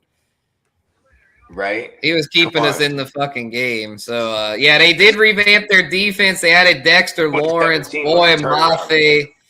Yeah, exactly. That's when the Saints redid our whole identity. That's when Sean Payton came to the realization, all right, Drew's now over 35. We've got to emphasize defense in the run game. And it was very successful. The Saints had made the playoffs 4 straight seasons. Yeah. And what's his name? Now he's doing that over there in Denver. He's learned that it's one formula. Yep, that same. Although last year, man, they were passing it more. Like Bo Nix led the league in pass attempts. They didn't really have much of a. Yeah, it was J.K. And then when he went down, Harvey's just a rookie. They're not really a workhorse. Yeah. So. Facts. So they kind of had to, but that's the good thing with Sean Payton. He can adapt to whatever he needs to adapt to. I mean, he'll have you. He might throw it 50 times a game, or he might run it down your throat. Pause. He could do it. His rushing numbers last year kind of spoke. I'm pretty sure we'll get to Bo Nix eventually on your list, right? But, yeah, coming off the ankle. Yeah, his rushing numbers were solid too. Yeah. Yeah, and I was gonna say coming off this ankle now. You know what I mean? And the lack of, and now they're emphasizing the run game again. On paper, with their backfield being like brought back J.K. They drafted that kid. Was it Jonah Coleman? Coleman. Yep, and then Harvey's in there. Yeah, they got a 3-headed monster on paper. So I definitely think Nix's pass attempts will drop some, which is why I don't have him, by the way, as a QB1 in these rankings. Spoiler alert. But we'll get to him eventually. Lee, you'll be happy to hear that Herbert is the highest ranked QB in the AFC West on my list. Look at that. Wow. There you go. Look at that. Mike. I'm not getting him just yet, though. Y'all I keep teasing it, so we'll get to it, but we're going to round out this top 5 here. Yeah, they did revamp the defense, Bakes, but if I had to guess, it's still going to be pretty bad, but time will tell. Yeah. Because, they did lose Trey Hendrickson. So at number 5 here, we got – Yeah, they did. And also Dexter Lawrence. That's a significant addition. Dexy. Yeah, they had to give up a first-round pick. Yeah, they had to give up a lot. It was the number 6 pick, too. Hey, look. Damn. Yeah, it was the 6th pick they gave up. Might be a high pick, too. They better hope Sexy Dexy is the real deal because that's a high pick to give up. It was an in draft. Oh yeah, that's why. The Giants had those 2 early firsts. Yeah. Yeah, not a bad move. Great move. Yeah, you don't really see Cincinnati do those kind of moves too. Yeah, I think that honestly was probably a good trade for both teams. So. I mean, you touched on it earlier, pause, when you were talking about Joe Burrow being vocal about things, being disgruntled and things that he was going through just playing for this team. They're like, all right, fuck it. He's been complaining about defense. Let's try. Let's try. Yeah, traded. Okay, appreciate you, Chase. Pick, yeah, it was the 10th pick. Yep. Yeah, because the Giants' original pick, I think, was the 6th pick, and then they got the 10th pick on top of that. So they had 2 firsts, which they took. Who were their picks? I'm already blanking now on who they took. They took, that offense that the guard and then Arvell Reese. Yeah. Yep, they took Reese, and then I forget the safety's name already. The Cowboys took him, the safety, Caleb Downs. Yeah, they took Caleb Downs. And then the Giants I think was that the 3 pick or Arvell, or was that I don't know. It was a top 10 pick. No, wait, well, they also got, this guard, though, was their first round pick, Francis. And then they got Reese. The Giants are killing it. Shout out to John Harbaugh right out the gate. Yeah, it was Arvell Reese at number 5, so not 6'5", and then Francis, the Miami O-lineman, Francis McGuagu at 10. McGuagu, I guess. I don't know. Next, I don't. Just don't call him Francois. Yeah, just call him Francois, that guy. Yeah, the Francois kid from the U. Francois. Shout out to JD and the Hurricanes. He was a Miami Hurricane. So. Yeah, man. So, I think that was a win-win for both squads. So, coming in at 5, though, we got JD 5. Coming in at 5, Jaden Daniels. Yeah, he cracks the top 5, man. I know last year was a disappointment, but when we saw JD 5 play a full, healthy season, it was something special. And I think this year he shakes back. They have a lot to prove over there in Washington. Dan Quinn, I know Lee's talked about him being on the hot seat, and I believe that. I think Dan Quinn and them have to deliver this year, else there's going to be some big changes there. But regardless of what happens with their record, I think JD5 is going to be a strong fantasy asset because he can do it all. I feel like he's one of these guys that game script proof, because if they have the lead, he's going to be controlling the clock, getting designed runs, just doing his thing. And then if they are playing from behind, he's got what it takes to air it out, hit the deep passes, get the chains moving. He can do it all. He can throw it and run. He's a true dual threat. I mean, kind of like Lamar in a way, is just someone that really has no weaknesses in his game. Was his arm last year. It was like, I think it was his non-throwing elbow, something like that. Yeah, and then he tried to come back, and that didn't go so well. He came back and got hurt like immediately after. They probably should have just shut him down since their season had gone off the rails at that point. But yeah, early on he was doing his thing. I mean, he was kind of coming back to reality as far as he just wasn't really putting up the kind of numbers he was as a rookie. But I mean, he still is respectable. So taking out those 2 games that he got hurt in, per 17 in the 5 games he was healthy in, he was on pace for 3,500 passing yards, 27 passing tugs, only 3 picks. So a very good touchdown to interception ratio, very elite. Shit, that's like Aaron Rodgers-esque touchdown to interception ratio. In the rushing numbers, he was pacing for 717 rushing yards and somewhere between 3 and 4 rushing tugs. So that seems like top 5 to me. So he's another one though. Got to stay upright. That's kind of the theme here for these ones 3 to 5. They're all really good when out there. It's just, can they stay healthy? But I feel like we still have to treat these guys as top 5, because the bottom line is when they're healthy, they're putting up really difference-making numbers. Difference-making numbers. You got a lot of QBs in that like Stafford, Goffle, Purdy range, or it's like they're very solid, like floor guys, but they just don't have quite the upside. Yeah, Dak, you could even say Jalen Hurts, which we'll get to all those in a bit. Yeah. But these top 5 here, they're in a league of their own as far as upside. It's a fact. So, yeah, let's move on to this is where it kind of gets more interesting. I feel like these top 5, it's kind of like anyone that is subscribed to this channel, you're probably thinking like, well, duh, we know those are the top 5. I mean, you're not telling us anything new. But here's where, in my humble opinion, it gets interesting.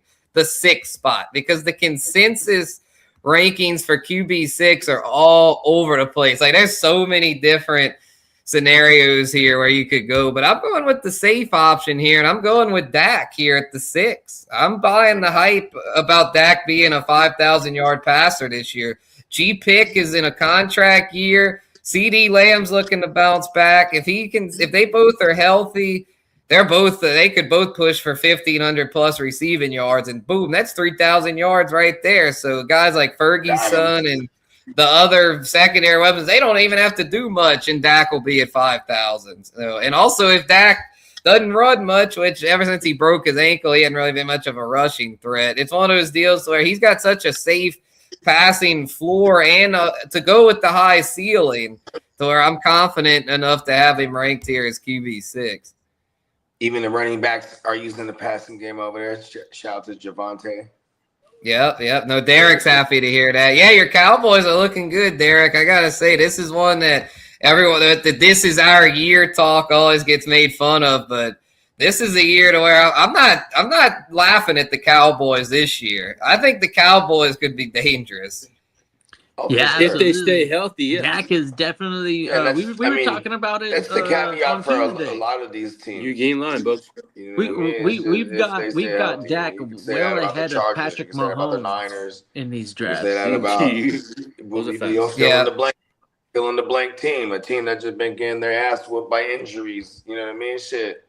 You know, there's always a team that's gonna break out that that comes out of nowhere and shit. And it's usually a team that's hella healthy. You know what I mean? Like for example, the Bengals, like they could break back out into the postseason easily. If Joe Burrow stays upright, right? And if Dak stays upright, and because they got a good offensive line too over there in Dallas. You know what I mean? But and then he got. I would say that's the only other receiver tandem that'll give. It's arguable that. Who's the better tandem in Dallas or Cincy? You know what I mean? But yeah, I want those QBs. You know what I mean? Facts. They're going crazy. Yeah. The only question on the Dallas line is the left tackle spot. There's a little bit of question there as who the left tackle is going to be, but the rest of that O line is stacked. Like from left guard to right tackle, those 4 spots are very solid. So it's just a matter of can they get that left tackle spot right, and if they do. Yeah, Dak's throwing for 5,000 plus. If the left tackle spot doesn't pan out, though, that could lead to some trouble. But yeah, that's the blind spot too. Right, but if you're strong in all 4 other spots, that'll help the weak link out, because at that point the weak link is like, I mean, he's got help from all 4 other spots. So at that point, it might make it to where even if the left tackle isn't quite up to par, it's like if the other spots are that good. It's like that'll do the weak link a lot of favors. Where if you have like 2-3 weak links, which is usually the case with Cincinnati, then it leads to just pressure on the edge and up the middle, and Burrow just has no hope. Where Dak's like the interior of Dallas's O-line is stout, to where even if Dak's getting heat from that blind side, all he could just roll out a little bit, and if he's got a clean middle and the right side of pocket, like the left tackle spot. As long as it's not like a total disaster, it shouldn't affect him too much. Yeah, because Dak isn't disastrous until he gets to the playoffs. You know what I mean? Like, all right, for the yeah. You're like, you're right, Kitteh. Side. Yeah, no, they definitely will try that, but I think the thing is, though, it's like the guy that's the pencil inside, Tyler Guyton. He was a first-round pick just 2 years ago, so it might just be one of those things where he's kind of a late bloomer. And so if he can blossom this year, then the whole line will be stout. And then at that point, they're going hamburger. Like it's going down in Dallas. As much as we like to troll them boys, I mean, they seem on paper, they seem to have it going on because their offense was really good last year, so they didn't really change much there. The defense they redid. They added a lot of free agents with Sean Gary on the edge, D. Winters in the middle at linebacker, Kobe Durant, the outside corner, and at safety, Jalen Thompson. So they addressed the outside and the interior of that defense. So I think Quinnen Williams have that be up the middle there. He's really holds it down. And Caleb Downs. I forgot to mention Caleb Downs, the safety, man. Caleb Downs could be the difference for their defense. I'm excited for this. I forgot how much I hate them. I know, yeah, we're gonna hate them this year because they're gonna. If all breaks right for them, they're gonna win 12+ games. Defensive Rookie of the Year. I agree. He's definitely in position. You can get that starting role right away. Yeah, I was kind of hoping the Saints would draft him. Who are the bums? That I they remember got right now that he's gonna beat. Up to it, like. Especially when we were live, and it was like, "Yo, Grant they have a chance or to whatever. get Downs right now." Fucking, but I wasn't mad at the. Yeah, their safety room stacked. Now that they got him and Jalen Thompson, and then Malik Hooker will be the free safety. Jalen Thompson was a very good signed pickup Thompson. For them too. Oh, that's Yes, they signed Thompson and drafted Downs, and they still got Hooker. So I mean, they got one of the best safety rooms in the league. There you go. Yeah, because they had some. I know. I hate them. Bland or whatever the fuck. They don't have to worry about him no more. Yeah. He's out of there. He could interception streak just like the dude before him the season. Trayvon Jalen Thompson Diggs is a tackling machine, guys. He does not miss tackles. That's what you didn't get out of Bland because he's always trying to get an interception. He's a cornerback. Yeah, Deron Bland might be the cornerback room there might still be a little shaky because I think Bland is a starting cornerback over there, but they did draft a 4th-round kid that could push him for that starting spot. What's his name? Devin Moore. And then the other kid that they drafted last year, Siobhan Revel, corner, 3rd-round pick, so they got some depth there in that secondary. And they also signed PJ Locke from Denver, a safety who started a good bit of games in Denver last year. Yeah, they definitely addressed weaknesses then. Bogey in the matrix. They got a gang of safeties over there. Jalen Thompson is a great tackler, and he's gonna fill the strong safety role, hopefully, and then the youngster can play behind and then just kind of ball hawk, and then maybe they get creative. He's a nickel. Yeah, he'll just kind of be a floater. He'll just play like a nickel role. Yeah, exactly. Yeah. That's cool because then for fantasy, I would like. Yeah, Downs will probably be nickel because Malik Hooker's free safety. Oh yeah, the nickel corner tends to get more tackles than the free safety. The hooker over there. Free safety tends to be he's the free safety. Yeah, and Kobe Durant from the Rams will be one of the outside corners. They definitely redid that whole fucking defensive back field. Yes, they definitely did. So, if anything, that might prevent Dak from getting quite 5,000 if the defense is a lot better, but. Screw it. I'm still going with him at QB6. When you got CD and Pickens.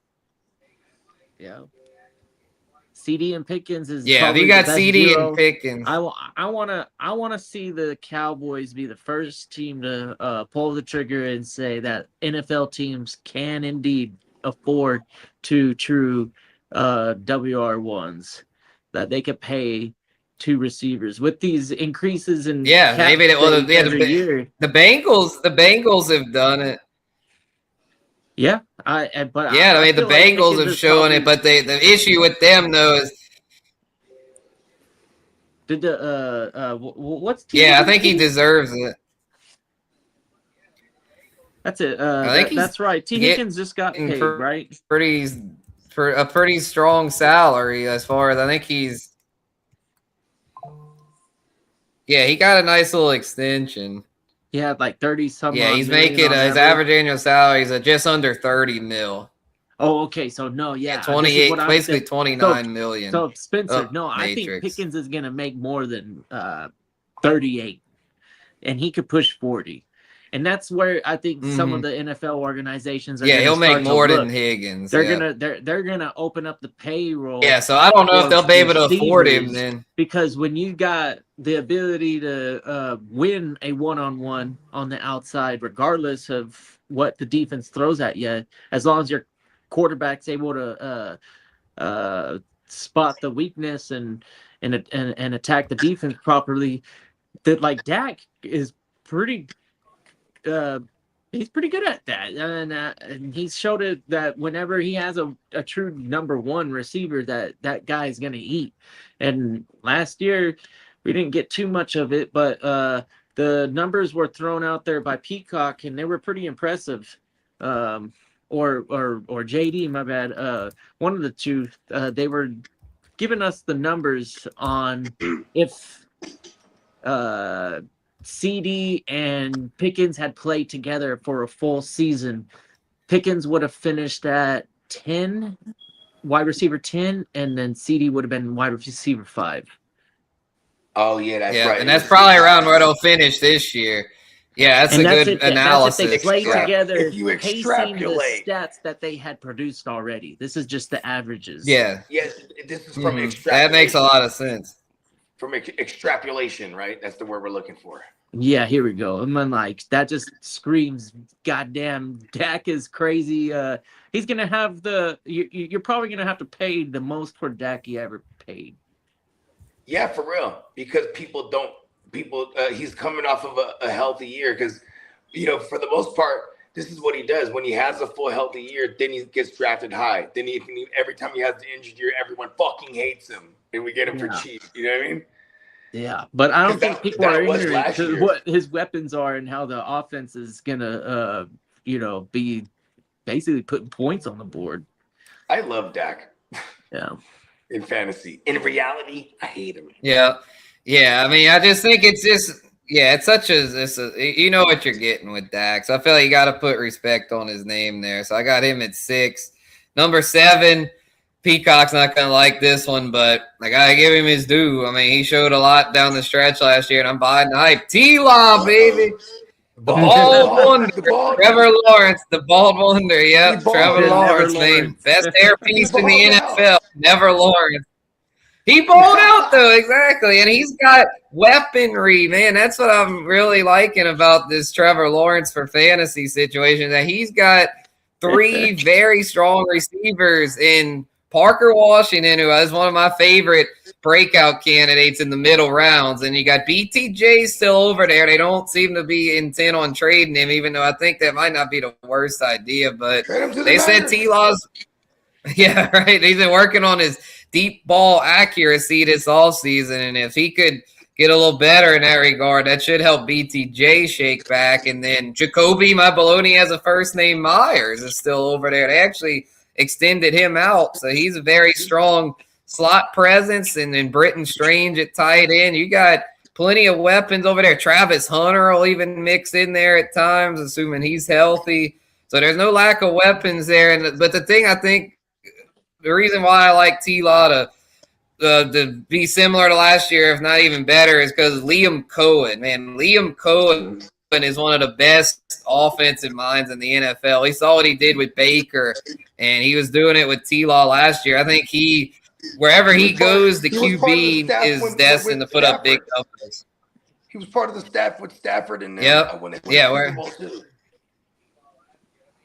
exactly. I just feel like wherever he goes, he's one of those offensive minds that like you'd have to put him. I mean, he's not in the Shanahan McVay class just yet, but I mean, he's in that, I'd say that second tier, that next tier below them as far as guys that are true difference makers as far as a play caller, where like wherever they go, the offense takes a step up. And so I'm thinking T-Law. And another reason why I think things are trending in his favor too is that with Asian out of there, the running game is a little uncertain. So I think the passing game there is going to be the focal point there. The defense is solid. Yes. Etienne, the Cajun way. Etienne, Travis Etienne. Yep. Got to keep it Cajun, Shad. That's what he wants to be known as. He's back home. Question right now. That's a very good point. The run game is in question because we don't know technically who is going to be the running back. I mean, obviously, I would say it's going to be Basil Tootin, but at the same time, we don't know if that run game is going to be any kind of good. But we know they're going to throw it a fuck ton because Liam Combs. That's what he's in it for. You know what I mean? Every QB he's been with putting up gaudy numbers in the pass game. Yeah, no, that's what I'm saying. That's why I think I think he's going to be a very very stout fantasy option once again. And so I don't think who's that? I can see a lot of picks too. Oh yeah, exactly. Yeah, he might lead the league in picks, but it won't matter if he throws for 35 tugs and over 4,500 we're not mad yards. at it. Yeah. We are not mad at it. Bring back the garbage time. Bring back garbage time Jags. Let's go. Bring them back. Yeah. That's exactly what I was thinking this whole time. I'm like, man, this is gonna be great for fantasy, having Trevor Lawrence that fourth quarter garbage time. Let's go. Bring it back. Bring back the spirit of Blake Bortles. Although, they're totally two opposite individuals. Like, Bortles is such a cool person, and like Trevor Lawrence is like, who the fuck is this guy? He's trying to hide being bald. He's faking the hair piece, long, luscious, luxurious blonde hair. Liar. One of these days, he's gonna get his hair and get tugged in the game, and it's gonna come out. They're like, "Oh my god, hair!" And he's gonna go. See, like, why wouldn't you want to go into your Lex Luthor era, right? Just fucking cut it off bald. I always, if I knew LeBron, I would tell LeBron that too. Like, go into your Jordan age. You know what I mean? You feel me? Just take it all down over here, rocking the thing. There was one time where he cut it a lot shorter. He was damn near bald, and he did that thing where he walked in and he was like, I was like, God damn, LeBron. I was like, you'd think with all his money he'd fix that. Yeah, and it's probably because he doesn't want to go all the way bald because but he looks just like Jordan, and it's like he wants to say he's the GOAT and have his own legacy and all that. Too? Doesn't he wear 23? But yeah, he wears 23 though. Yeah, so it's just get into your Jordan phase. Yeah, completely bald, bro. Yeah, because he's had a receding hairline since he was like 20 years old. Yeah, Jeez. I mean all that growth hormone. Actually, growth I'm hormone. afraid of the barber. I've been to the barber outside of the military.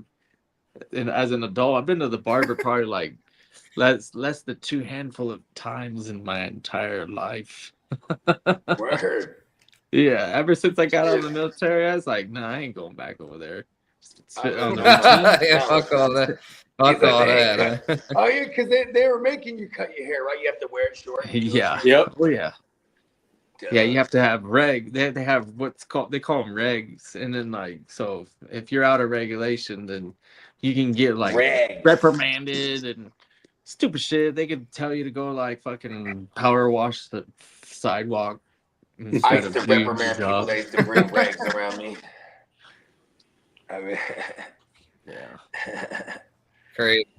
But we got Jalen Hurts coming in at number 8. This is one where I didn't really know where to rank Hurts because I'll be real, he is not someone I'm targeting this year. He's on my avoids list for sure. Yeah, I know. But yeah, it's one of those things. I feel like with his rushing, he's got enough of a floor to where I got it. He's actually finished, fun fact, QB8 the past 2 years. So I'm figuring, why not throw him in at 8? QB8, he that's about what he is. I think that's what people need to realize is that we need to stop drafting Jalen Hurts as if he's a top 5 option at the position because he's not. He just doesn't offer enough as a passer. So I think If his ADP drops a little bit, maybe I'd have a few shares. But at his current ADP, not fucking with him because I would rather Dak, T-Law, and you could make a case even like a Caleb Williams, Justin Herbert, Brock Purdy. You can make a case for all those over Jalen Hurts because they all offer more passing upside. Jalen Hurts has by far the least passing upside among these top 12 QBs. And so because of that, I'm not ranking him very high here. I initially had him at 6. I'm like, oh yeah, Jalen Hurts. He always gets his numbers. But when I really looked at the numbers, I mean, they just weren't there. They weren't there. So I had to drop him a little bit compared to consensus because while he's not like a bad option as a QB1, he's not an elite option. And he's someone that if you're not getting him in single QB, if you're not getting him as like the 8th to 10th round range, then it's like it's not worth it. People that have taken him up around where they're taking like JD5, Dak, I'm just like, or Dak is actually a good bit lower on the ADP than JD5, but I feel like Hurts kind of tends to go in between there somewhere, and that's where I'm just kind of like I'd rather just keep stacking my depth than going with someone like a Hurts because I know they added some new weapons there, but they lost AJ Brown and their run first offense. I think they're going to get more back to their roots as far as like just really emphasizing Saquon in that run game. So yeah, I got Hurts at 8, but I don't even really feel that good about it because I'm worried that Philly is just they could end up a total shit show this year. There's some rumors that Hurts, that there's doubts if he's really the long-term solution at the position. And so I think because of all those factors, I'm like, I ain't fucking with him. As anything more than like a mid to low QB1. All right. Well, I am. Oh, look, we got Papa Guru up in here. Oh, what's up? What's going on, Papa? Oh, man. You got here right in Trying the to middle get those of it. damn tickets listed. I got you. What's up, Kitteh? No, I was just noticing that like he came in right as we're like getting in the middle of it, like this basically like the halfway point. It's like these next group of 8 are definitely going to be the targets that if I was playing a single quarterback league, that I'd definitely be in this range. Everybody else beforehand, right. I probably would be okay with seeing taking off the board and handling my business with whoever else is left. I mean, there's so many quarterbacks now that I think there's only probably like 3 teams that don't really have a guy that's gonna, if barring injury, is gonna be the guy for 16, 17 weeks. What's going on, Lee? What's going on, Papa G? So, Spencer, you doing the quarterbacks today, huh? Yeah, doing that. And yeah, I agree, kid. It's one of those deals where in a single QB, they can have the Stallions and the Drake Mays and the Lamars of the world because at that point, I'm trying to load up on wide receivers, and it's a very deep position, but we're going. I know a lot of y'all DJs play super flex, and so that's a big reason why this is important to nail down these QB rankings because in those super flex joints, we got to know where to value these QBs. And so at number 9 here, we got Caleb Williams, who I think Caleb could be higher. I might have him a little low, but I think with Caleb, he did lose DJ Moore. Not that that's a huge loss or anything, but I think the thing with Caleb we have to realize is that in Ben Johnson's offense, they run it a lot. Like they want to run the football over there. Where with Jacksonville, the reason I have T-Law over Caleb is because with Jacksonville, I think they're going to probably throw it a little more. And so they're going to lean a little more on T-Law or Caleb. I think with the running game over there, the way Ben Johnson likes a more balanced attack, I think for fantasy, Caleb has a little bit less upside, but I still think he'll finish top 10 at the position and is someone that if he slips a little bit, I would definitely wouldn't mind having him as my QB1. Yeah. For sure. I'm trying to save this league, Steamboat. So if you're out there, Diamond Joe, I'm taking pictures of the screen. I never exited on my computer, so the time clock is still going, and all the names and the bids are headed your way. Hell yeah. All right, Lee, you ready for this? Number 10, Justin Herbert. Hey, How you feeling? How you feeling, Lee? You think he's going to finish top 10 in fantasy this year? I think he's going to be a top 6 quarterback. If all said and done with an offensive line, last year he was running for his life. This year, hopefully he's not. But the only thing is, I don't see him rushing like he did last year. Okay, but I think the passing numbers will improve a little bit. They're going to right? go up. They're going up. Yeah, I think they're going up. Okay, yeah, with Mike McDaniel over there now, that should definitely help boost the passing numbers. And But I also see that run game being huge this year too. Yeah, that O-line, I mean, if that O-line's healthy, I mean, with Joe Alt and Rashawn Slater, I mean, he should have plenty of time to throw. And even if they run it more and his rushing drops a little bit, I think with the weapons over there, they got some young weapons there that could do good. Hopefully Trey Harris can take a step forward. And that young tight end, I think, is pretty legit, the Gaston. Yeah. And then, I mean, QJ, he showed something last year. I know he's annoying with the drops, but he's very much He of a only had 2 downfield drops threat. last year. Okay, yeah, he's like, I mean, if anything, he His might be rookie like year, I called him Butterfingers. an upgrade. I think QJ might be a better version of Big Mike Williams. Yeah. And then the like only thing he's not McConkey. is he doesn't have the contested catches like Mike Williams. But We all know- that reminds me of.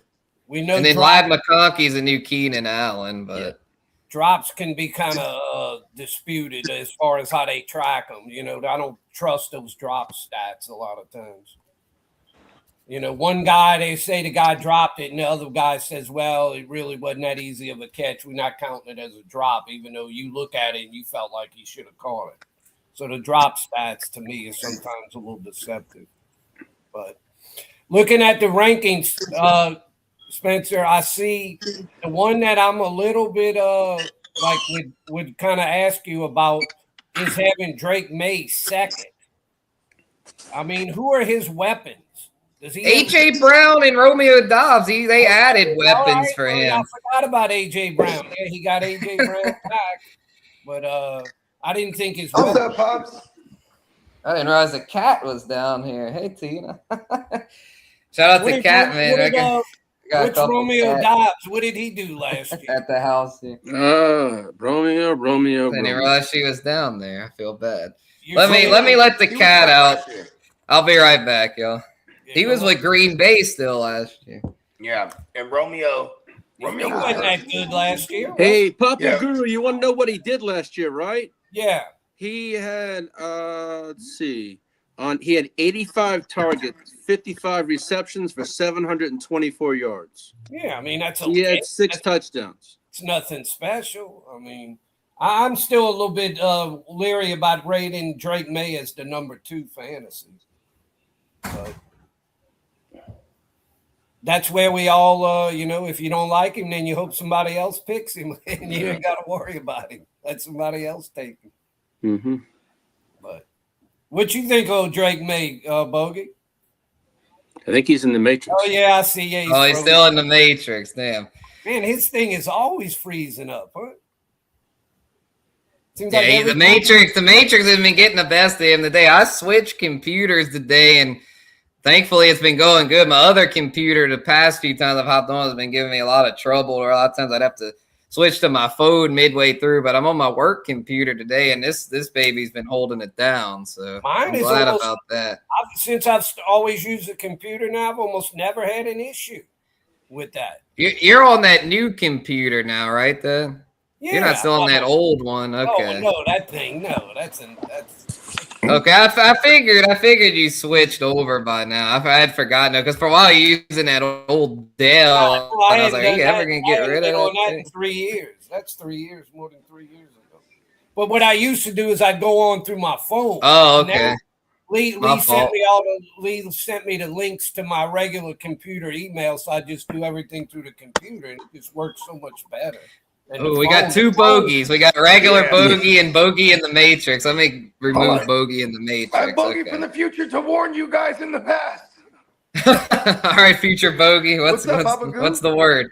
Yeah, we were saying, Bogey, your thing is always seems like lately it always messes up on you. So I mean, it's kind of it became like a run-on joke early on. This goes back to like 2020. Like, oh, because I'd be like, oh no, I'm in the Matrix, and then like we started making bogey in the Matrix shirts, and it's just like now I'm just, people ask me where you from, I'm just gonna start telling them the Matrix. Hey, bro, where you from, bro? From the Matrix. I was telling Spencer, since I use my computer now instead of the phone, I never remember when I used to use the phone. It seemed like after a while I'd start getting that. Yep. And y'all be like, "Oh, you need to get out and come back or something." Like that Right. phone always mess up. When my computer's been great, I've never had an issue hardly with that. And Lee had sent me all the links right to my computer email, so it's so easy for me now. Right. But all right, Bogey. Good timing, B. Lee got him. All right, what I wanted to ask Bogey. What's that? Well, I don't know if you heard me. Oh, you did, Spencer. Is to see what Bogey has to say about Drake May.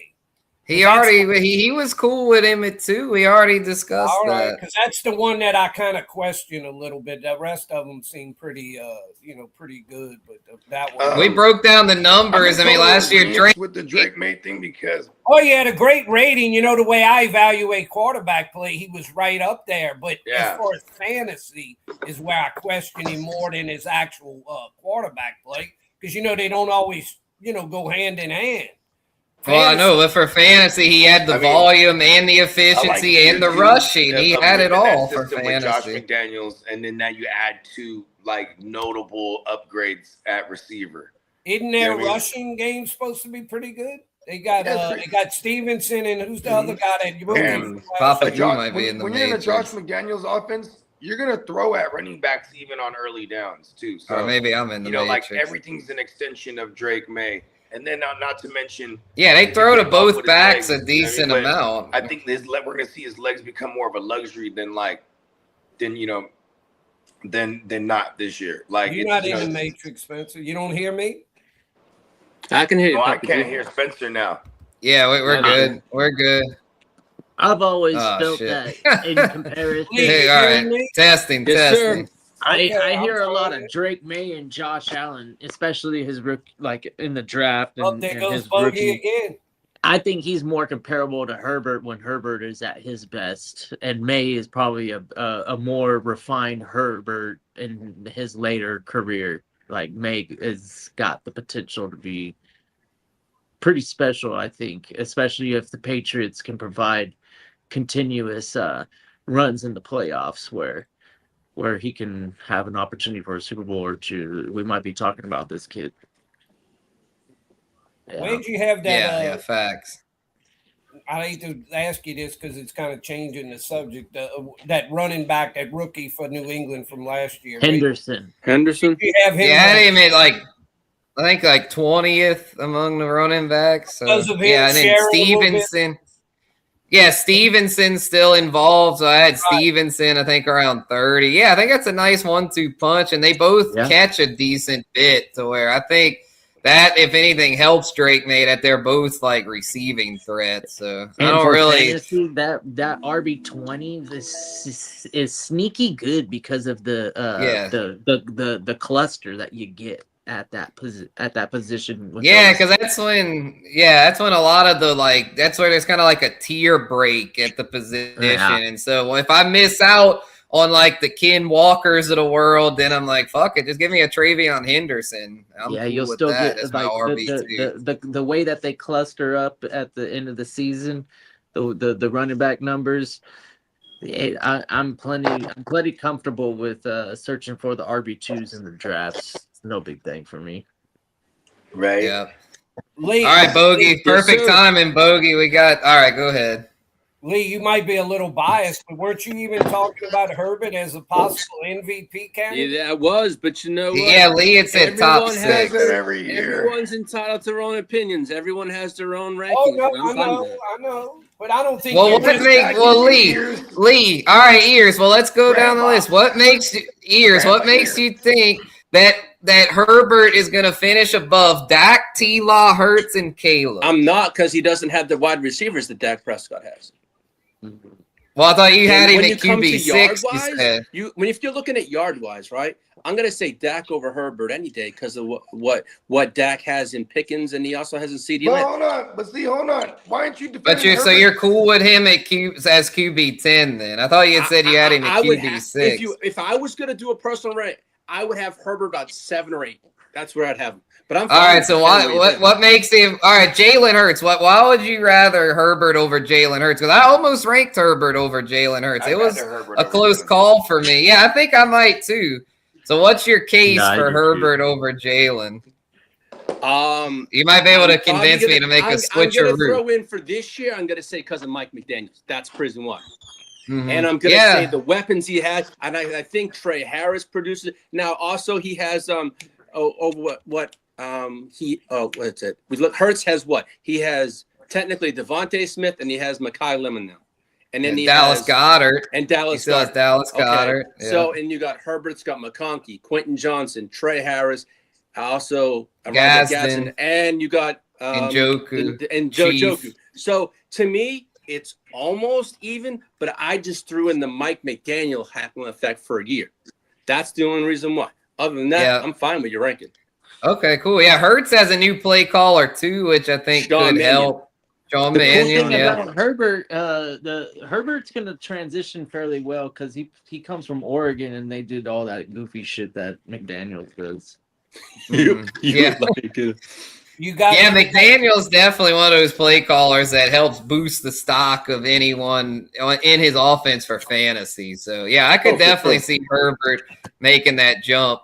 I might actually drop Hurts down to QB10. I might bump Caleb and Herbert over Hurts because I don't know, Hurts, I just don't have much. If you look at Caleb Williams, he's got a hell of a young squad. He's got I do like Caleb Williams. Yeah, Luther Burden, Colston Loveland, Roma Dunze. Yeah, fuck it. We're doing it. We're doing it. Hurts is a little short on targets, isn't he? Like good receivers. Well, they also drafted that Eli Stowers kid, but they just he just doesn't. He's having a hard time. Rookie tight ends a lot of times don't blossom right away. I mean, even Loveland last year, as good as he was, it took him until the second half to really break out. So I'm gonna drop Hurts down to 10. Y'all sold me. Hurts is not a lot to like, really. Exactly. So, this might be the theme. How far will Hurts drop? Because coming in at 11, we've got Brock Purdy coming in at number 11, and he's got some new weapons this year. They got Mike Evans, Christian Kirk. They drafted a new weapon for them. Who's that rookie they drafted? Kitteh, I feel like would know it. Oh, it's Stribling. DeJean Stribling. Stribling, and then you got Christian McCaffrey, which you could throw. CMC. Yeah, you obviously can't forget CMC. Yeah, Purdy's big deal is availability. He's been hurt a lot, hadn't he, the last couple of years? Seems like I think the year before he was in there last year, he missed half the season. Yeah, because he sticks in there and tries to finish the play. Well, that's what I'm saying. You might admire it, but you still got to be healthy enough to be on the field. He played 16 games in 23 and then 15 and 24. So, I mean, other than last year, his availability's been pretty solid. I mean, he missed 2 games, but I mean that's not much in the grand scheme. What about 20? What did he do in 20? Last year's the only year where he missed it. No, I mean 23. Was he hurt in 23? No, 23. He played all the games in 23. He only missed one, and that was because they clinched, I think. Oh, he got hurt. He played the full season in 23. That one year he got hurt in a playoff game. Remember early in the playoff? Yeah, I think that was his rookie year, right? 22, I think, is when that happened. Didn't he get hurt against the Or was that 20? Or that may have been 23. I don't know. But yes, he did. In the NFC Championship. Yeah, that was when CMC had to basically be the quarterback because it was they had nothing else. I'm probably being a little hard on him based on last year, I guess. Saying he was. Yeah, I mean, it's one of. I mean, a lot of what happened last year was Mac Jones was handling his business, so they were able to keep Brock back longer than like if Mac Jones was fumbling and doing all sorts of stupid shit. Yeah, he was. Brock Purdy would have been he out was there. a solid. yeah, they were probably Yeah. overly cautious with Purdy last year because of Mac Jones holding it down so They well. still have him. Yeah, they do. yeah, they. Because they Some won a teams- first for him. Yeah, the teams were trying to trade for him, but they wanted too much, so he's still over there. Yeah, I would have thought somebody would have tried to get him as a number one. Yeah, I think the Jets, Minnesota, I mean, Miami, somebody a lot might of be teams, able to grab him for a Arizona, second, bunch of but teams at were this point in the interested. season, it's a little bit late in the game for him. It's going to take an injury. joined. Yeah, someone's Yeah. going to have an injury. Like if the Jets lose Geno, I could see y'all swooping in and trying to make a trade to salvage the season. Well, Since Aaron luckily, I Glenn's haven't on the heard hot anything- seat. I haven't heard anything on the legal stuff that he was kind of facing, so that's a good thing. Gino's probably going to be playing for the Jets. Yeah, Gino just No got pulled question. over for speeding not long ago too. Yeah, shit it's happens, been a rough but- offseason for him. but I Re-signing don't- with the Jets causing a lot of extra stress on Geno's part. He's spiraling, man. I don't know. Y'all might have to trade for Mac he's Jones. probably he's just comfortable with the surroundings. He's been there before. We're not trading Mac Jones. Well, yeah, the Brock bogey, Hey, the yeah, Brock wait a breaking sec- news. The wait Brock a just second. slid into the rankings here at number 11. What are your thoughts? I'm so I like it Purdy? because Yeah. I mean, you add Mike Evans, and theoretically, if Mike Evans is upright and just this whole team, if they're healthy, it's going to be a fun fantasy squad because Mike Evans adds anywhere from 6 to 8 passing touchdowns for the Brock. He's already been a 25 passing touchdown guy to 30, right? Yeah. That's already been his range on the I was regular. questioning Bogey. I was questioning his availability a little bit because of last year, But you can say that about any of these QBs. yeah. Well, and then you got George Kittle. Is he going to be healthy this year? Yeah. I The think he might be reports have there week been one. saying he should be. Remember, that's Yeah. Kitteh's sleeper tight end. Yeah, we talked about Kittle last week and how I had Kittle as tight end 15, but I mean, if things keep trending right direction, I could easily see myself moving him or tight end a 10. I meant to say. And I still like Ricky a great deal as a receiver. You add Christian Kirk for just to add more depth to that receiver room. And then you have Christian McCaffrey, who's a do-it-all. I love the Brock. You know what I mean? Who's y'all's top? Bogey, who's y'all's top 2 receivers? Mike Evans and y'all got And Evans. Ricky. yeah, Ricky Mike Evans and Pearsall. Ricky. Okay. Yeah. What happened to the other guy that I kind of liked, and he didn't really do too much last year? Jennings. Yeah, he's Oh, he went to Minnesota, Minnesota. signed with Minnesota. Yeah. Yeah, they basically Christian Kirk they brought in to essentially replace him. Yeah, and then for what it's worth, it's a well balanced team, and we don't have the greatest defense on paper. We didn't last year, you know what I mean? And so we were in a ton of fucking shootouts, you know what I mean? So Saleh left. Yeah, Saleh went to Tennessee. So yeah, the new DC over there now. Raheem Morris, I love that. Oh, that's good. I think Yeah, Raheem I love Morris that. would be an upgrade. So But that's on good. Paper, personnel wise, on paper, you know what I mean? Mhm. We're a little lacking, right? We don't have too much star power. We don't, and our stars are getting older and/or coming off They ACL. could when trade we for talk Max about Crosby. that's what I'm saying. Yeah, because Fred Warner's coming off injury, Nick Bosa's coming off injury. Yeah. In about 3 weeks, I'll have to start brushing up on my football. You're lying, puppy. Well, you're doing it right now. You're on the early ranking show. You're already getting started. Oh, shout out to my man Derek. I like my man Derek. He gave me. I like my boy Derek. He's a good guy. Yeah, he's fired up Yeah, about we his all- Cowboys. we all That's for love sure. Derek. Well, he's Yeah, he's always that fired dude, up man. about the Salute to Cowboys. Derek. Yep, salute, man. Salute.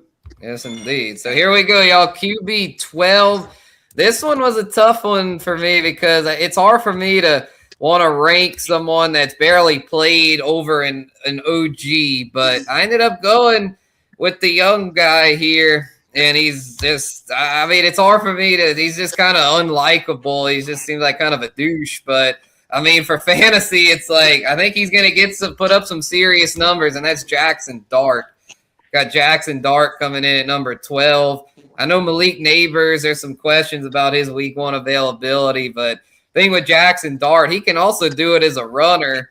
And with Harbaugh coming in over there, Harbaugh usually helps. Wherever he goes, it usually tends to be pretty good. I think last year is more of an exception than the norm. I think the Ravens were kind of foolish for giving up on him after that year because most years under Harbaugh, his teams are very good and put up good numbers. And so Jackson Dart, talk about availability concerns. Last year, he put himself in harm's way a good bit, but I'm thinking with Harbaugh coaching him up, that should help him play smarter. And I think even though he'll be reined in a little bit, I still think he'll be able to do enough to put up strong enough numbers if he can stay upright, to be a back-end QB1 for fantasy.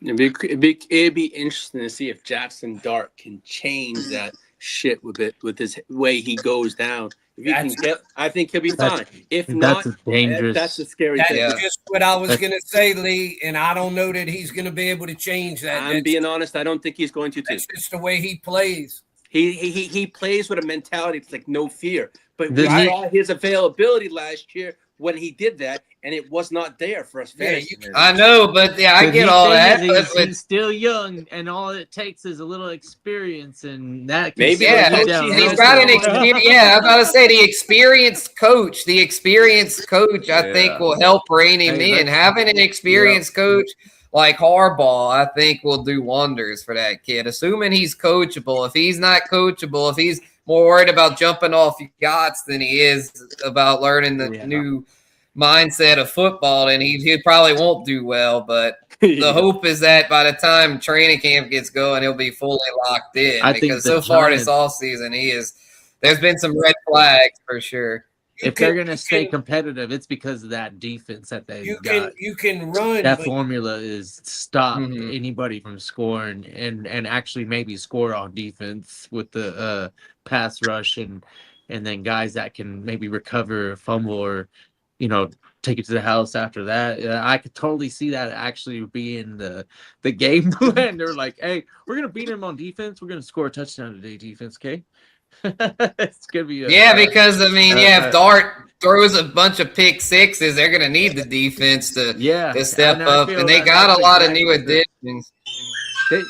they're set up to do well against the quarterbacks that are in that division too. Actually, Jaden Daniels does match up pretty well against the Giants, which is why that division is so interesting to me, because if Dart does make that leap and Daniels goes back to doing his thing, damn, we're talking the North and the East and the NFC being ridiculous. Yeah, that's and the West. all 4 East QBs being in the top The West, 12. I like on Holy the top shit. end.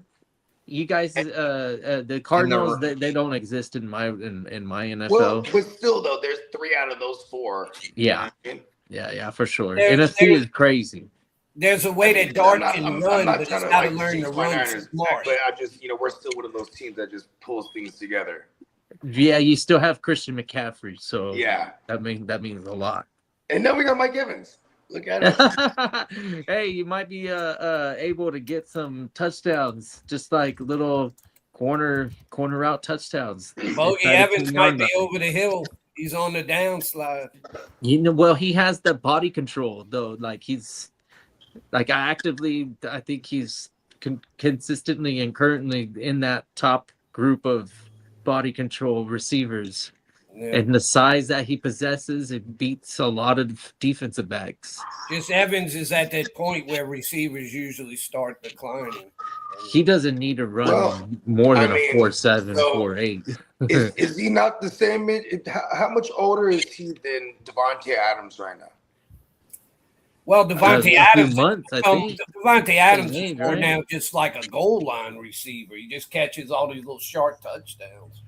Is that not Mike Evans? Y'all gonna need Ricky to really step it up this year. Y'all are really relying on Ricky. These are a lot of mid-range, perfect for Brock though. Yeah. And then McCaffrey could just like I'll be right back. totally get that swing and make the defenders trip up and that team is. You're right, Bogey. They're gonna be dangerous. Seattle's. I don't know if they're going to be. I think they're going to actually regress. They had like the number 2 defense. They're going to regress big time. They had a top 5 in defense. my opinion. What is Evans? 32, 33? I mean, you got me right now. Off the top of my head, I know he's been around a long time. I know that. Mike Evans, I can tell you that. Hold on. He was a 2014 draft class guy. Okay. So he is, I'm pretty sure he's got to be pushing 32, 33 then. Like Mike 30. Evans, I'll tell you here. He is. This is it's going into his 13th year. He's 32.9 years. So he'll be 33. Yeah, he'll be 33. Going into the season, he'll be 33. Cool. I'm not mad at it. I mean, just if he can stay healthy. Dart's got what I would say about Dart, you can run, but there's a way you can run smart. Exactly. You can't run with the idea that I'm going to just take the linebacker on. You go down when the linebacker's there. You don't try to run over the linebacker. Check this out, Pops. You got John Harbaugh there, who was, he spent all them years with Lamar, and he kind of had the shape Lamar into being that same kind of have that same type of mentality as well. Like, hey man, to just run smarter. So. And I think they're gonna help the kid out. They're gonna run the ball heavy and try to help that kid Jackson Dart. It's like another rookie year to me for him. How is Scattaboo after that terrible ankle injury he had? He's from Sac, so he's all right. They build him different than Sac. Okay, and he'll be 100% for this year. Maybe not 100% early. Okay. Yeah, but like he got hurt fairly early too. Because that was a scary injury there, man. And like here's a good thing is like he had got the surgery quick, and then it wasn't too much far after we saw him. At WrestleMania. So it was like a couple months later. He was like standing up, but like he still had the little scooter thing to move around so he can stay off the ankle. You know what I mean? But all things considered, him getting hurt that early and getting it surgically repaired early, and his timeline is projected to for week 1. So training camp's gonna say it all. Because if he's like doing shit on the side by himself, then it's like, oh, okay. But if he's already in there with like the 7-on-7s and all shit like that, you're like, oh shit, here we go. Because he's gonna be a value this year, and that team has a good defense. Usually goes hand in hand with a good run game, especially if you're John Harbaugh, who's actually going to try to win games this year. He ain't trying to like, all right, we're going to spend this year trying to get our feet under us. No, he's going. Harbaugh's at a point. He wants to win. He's getting old. He don't want to. Exactly. So, and that starts with running the ball. He's old school too. Run the ball, play defense. So that Scatterbo, he went through this NFL draft unscathed. Everyone thought they were going to get Julian Love. He didn't even Julian Love. What's his name? Jeremiah Love. He didn't even fall to them. So you know what I mean? Like they didn't even get a chance to get a Jeremiah Love. So Scatterbo, you know what I mean? I'm excited for the kid. Do I think he's gonna be 100%? But we're gonna get him at a good value. It mitigates the risk. We're not spending up some high draft capital to go acquire. Yeah, I hope he can stay healthy because, like I said, that was a scary injury there. Yeah. I was worried when it happened the way it looked like, man, that could maybe be almost like one of those deals where you might not ever get fully over it or something. I mean, then again, too, I remember Dak holding his own leg and bang. Remember that? Yeah, He's yeah, like, what "No, happened no, to no." Dak? Yeah, that was. And that looked bad too, just like that. But Dak came back. Yeah, and of course, Spencer had pointed this out earlier. He hasn't never really been running like that. Yeah, it's So a little maybe the easier for a quarterback to overcome that than the cause for concerns to hear. So yeah, is he gonna be able to do all the running and cutting and things of that nature? I'm pretty sure. He's a young kid too. Kid's young. You know what I mean? He was only a rook last year, so I tend to not be scared with some of these injuries, especially like shit like that where it was just like a clean dislocation or whatever it was. Like there was no ligament damage or shit like that for Scatterbo. You know what I mean? Well, what happened with Spencer? He's not there now. Said he would be right back, right? Oh no. Yeah. I just had a phone call. Yeah, I'm sure he'll be right back. But. Yeah. No, we were talking about Spencer. Yeah, I'll be back. Crooked Commissioner says Cam was already slow, so it's not like he can't get any slower. Come on. Cam. But is Cam going to beat people up still, really? Yeah, that's true. Which Cam is he talking about? Cam Scatterbo, the running back. Oh, the running back. Okay. Yeah. When I hear Cam, you know who I think. You think Cam? You can do Cam Ward, or you can think Cam Scatterbo. I think Cam Newton because I had to deal with him for a long time, and I always thought he was one of the more overrated quarterbacks. He was a pretty good runner, but he was not really a good passer. He was always kind of shaky as a passer. If he had to beat you with his arms, he wasn't a very accurate passer. But the next one on Spencer's list, I see they got it scrolling, is the one I'm interested in hearing about because I think people are still overrating him. They rate him. Oh, one of my rivals. Because he was phenomenal his first 5 years, but his last 3 years, he has not been an elite quarterback. Papa Goo, I think you get my thoughts on that next person. Hey, if he doesn't, he's not going to use his legs right this year. If he does, it'll be in the second half of the season. But the man with his arms, he's going to be the same person. So I think that part's going to be fun. Got him ranked about right. Spencer's got him at 13, so I think that's about where he should. I think that's great value too. That is excellent value for Patrick Mahomes. Good call it. This is an important year for Mahomes. Because he's had 3 years where he is, and he just got paid, and he just got the bet. He just got paid again with a new contract too. Right, and he's had 3 years in a row where he has not played at an elite level, and he was phenomenal. But 3 years ago, he was MVP. Exactly. So the first 5 or 6 years he was. And last year he got hurt. So, and this was the weirdest thing is like we saw them those 2 years out of the last 3. Minus last year because he got hurt.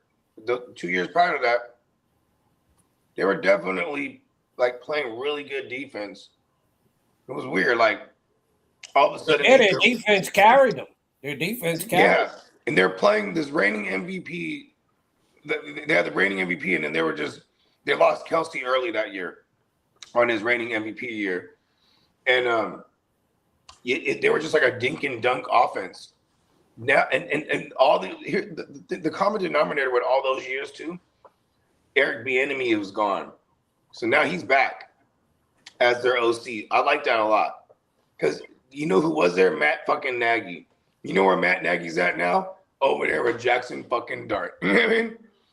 Like, yeah. So like, I do like Mahomes a lot this year to have a bounce back, like a really big bounce back, because especially. Coming out the ACL, he's gonna have to stand in that pocket and shred more. Like I like Mahomes a lot this year. I mean, I'm not writing the man off. I'm just saying it's an important year for him because he hasn't been as good the last 3 years as he had been before. Yeah, and I think it's a credit. A lot of it goes to the absence of Eric Bieniemy because him and Bieniemy. That's when they had an MVP year together. They had 2 MVP years together. You know what I mean? And like. He's had 2 5,000-yard passing. Oh no, he's had 1 5,000-yard passing season under him already, right? Do I got that right? I know He he's. I know he had. said 2 5,000 yards in. No. He only had. I think he had one.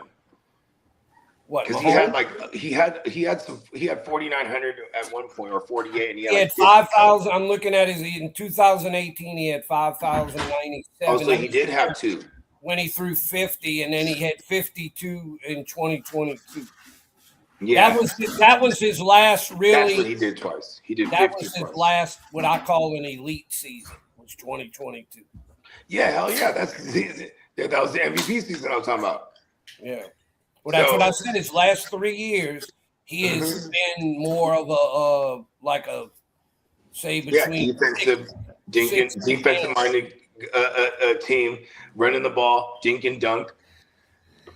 I mean, what's you gonna do, right? Like when it was working, and then everything is like his yards per attempt is way down the last 3 years. His touchdown to interception is way down the last 3 years. Are you talking about Mahomes? Yeah. Yeah, I got Mahomes. For those that didn't see in the ticker there, I had Mahomes coming in at QB 13. Yeah, I think I love, like, say if the world is drafting him in this manner, right? I love this because I feel like he's a lock for a tier jumper if he just stays healthy all year, right? And his weapons for what that is, Rice and Kelsey and whoever the fuck else they scrape up. That's all he needs, really. He'll be 31 this year, so he should be in the prime of his career right now. He should be set to have as good a years as he's ever had at that age. I mean, that's the perfect years for a quarterback, your early 30s. You got the experience, and you're not really old yet, so he's set up. If he's ready, this is a year where he could be due for a big year. Hey, he's gonna have he's gonna be juiced up on all kind of peptides and all kind of HGHs coming off that surgery. He's gonna be good to go. Yeah, it's just the rushing probably won't be what it has been the past few years because that's something that he's actually been pretty good at. Even though his passing has dipped the past years, his rushing, he's had a nice rushing floor. Where with that injury though. His rushing numbers are set to take a dip. Yeah, and they brought in Ken Walker. Yeah, that's why I got him just outside the top 12. You know what his biggest year for rushing was in his career? Last year. Mm-hmm. He had 0 run game. Yeah. He's actually had a very, it's weird. And their offensive line was super bad. In his whole career. Horrible. Listen to how consistent as far as his rushing. His whole up before last year, his whole career, he's been in the 200 or 300 yard range for rushing every year. And he's been like around two rushing touchdowns a year. He had 2, 2, 2, 2, 4, 0, 2, and 5 last year. Last year he had 400 and something rushing. That's the only year he had more than 300 and something. Yeah, I want to say he was like number 2 in rushing on that team. And he averaged 6.6 a rush last year, which is also the highest of his career. He was getting flushed out of the pocket if he wasn't getting hit. It was crazy. So then they started. Then not to mention they started adding hella like design plays for him to run, because it was just like fuck it. Like what are they gonna do? They had to. You know what I mean? They had no run game. I mean, they obviously addressed that with Ken Walker. I don't know if they did too much to their line. Well, who are his big? He's got Rashid Rice supposedly that's going to be healthy this year, right? Yep. So he'll have Rashid Rice, who he seemed to have a pretty good connection with, and then who's his number 2 and 3 receivers? I mean, Kelsey and Worthy. Yeah, Kelsey and Worthy, and that's not too shabby. Yeah, well, Kelsey, you just worry he's getting old. He's kind of at the end. And then Worthy is kind of never really quite lived up to the hype yet. He was hurt last year, too. Yeah. So year 3, because year 1, he was going in. I mean, so now you got year 3 Worthy. You got year 4 Rice, who's like just dealing with, everything he's been dealing with. You know what I mean? And then same thing with Mahomes. So this whole team is like they're all either coming back from injury or Kelsey with his aging. The thing too, Spencer, with Kelsey, tight ends have a history of being able to perform at pretty high levels, even when they get pretty old. They don't seem to be as affected by the age as much as the wide receivers. Because especially the bigger tight ends, right? And they're smarter at that. Smarter passes over the middle, just knowing how to get open in the coverages and. Yeah, like Kelsey is the king of finding that soft spot in that zone. Yep, exactly. He's gonna sit right in there in that soft spot and just bloop. Yeah, it's like clockwork. Yeah, this will be an interesting year for Mahomes to see how he bounce. How he does. Because he's PEDs, man. PEDs are awesome. Fuck it. I'm swapping him in Dart, man. I can't disrespect the baby goat like that. I gotta get Mahomes in the top 12. Well, because Spencer, you were gone when I pointed this out. Matt Nagy was the OC these last 3 years where it was all bad for Mahomes. You know what I mean? And now they brought back Eric Bieniemy, who was there, who's the OC all those years that Mahomes was the shit. So now look at this. You know where Matt Nagy is at now? Oh, the Giants. Yep. Damn, man. Yeah. Oh, shit. I think we can move. I think we can safely move up Mahomes. Yeah. Facts. Okay. And then we might even move up another one over Dart here because I'm about to drop number 14 for y'all, and that's Matthew Stafford, man. Oh, yeah. Another OG vet QB, man, that actually was QB3 last year. I mean, shit, I got him lower than what he finished last year just because at his age and his lack of rushing, I don't think there's any way he repeats last year's finish. I think it's safe to say last year is kind of an outlier considering the 2 years prior he wasn't even close to being a QB1. He was like a mid to low QB2. But Devontae Adams' addition was huge. That's what I'm saying. And like it's really Stafford to me. The only thing I ever worry about him is just him being able to stay upright because those are the down years when he's beat up. When he's upright, Adams, king of the 2 and 3 yard touchdown reception. He's going. Yeah, well, that calls Stafford threw for over 40 last year, didn't he? Yeah. Yeah, well, I think he had like 15 of like 3 yards or less. They all count. They all count for 6 in fantasy. It's still 6 points in fantasy, whether it's the thing that's crazy with Stafford is that the 22 he missed half the season, then the last 2 years 23 through 24 tugs, and then the following year 2024 only 20 tugs for the whole season, and then last year he throws for 46 and wins the fucking MVP. Yeah, that was let's go, Staffy. One of his 2 best seasons he's ever had. I mean, you know what? Listen, call me crazy, but like I would even move. I would flop. I would put Mahomes back where he was.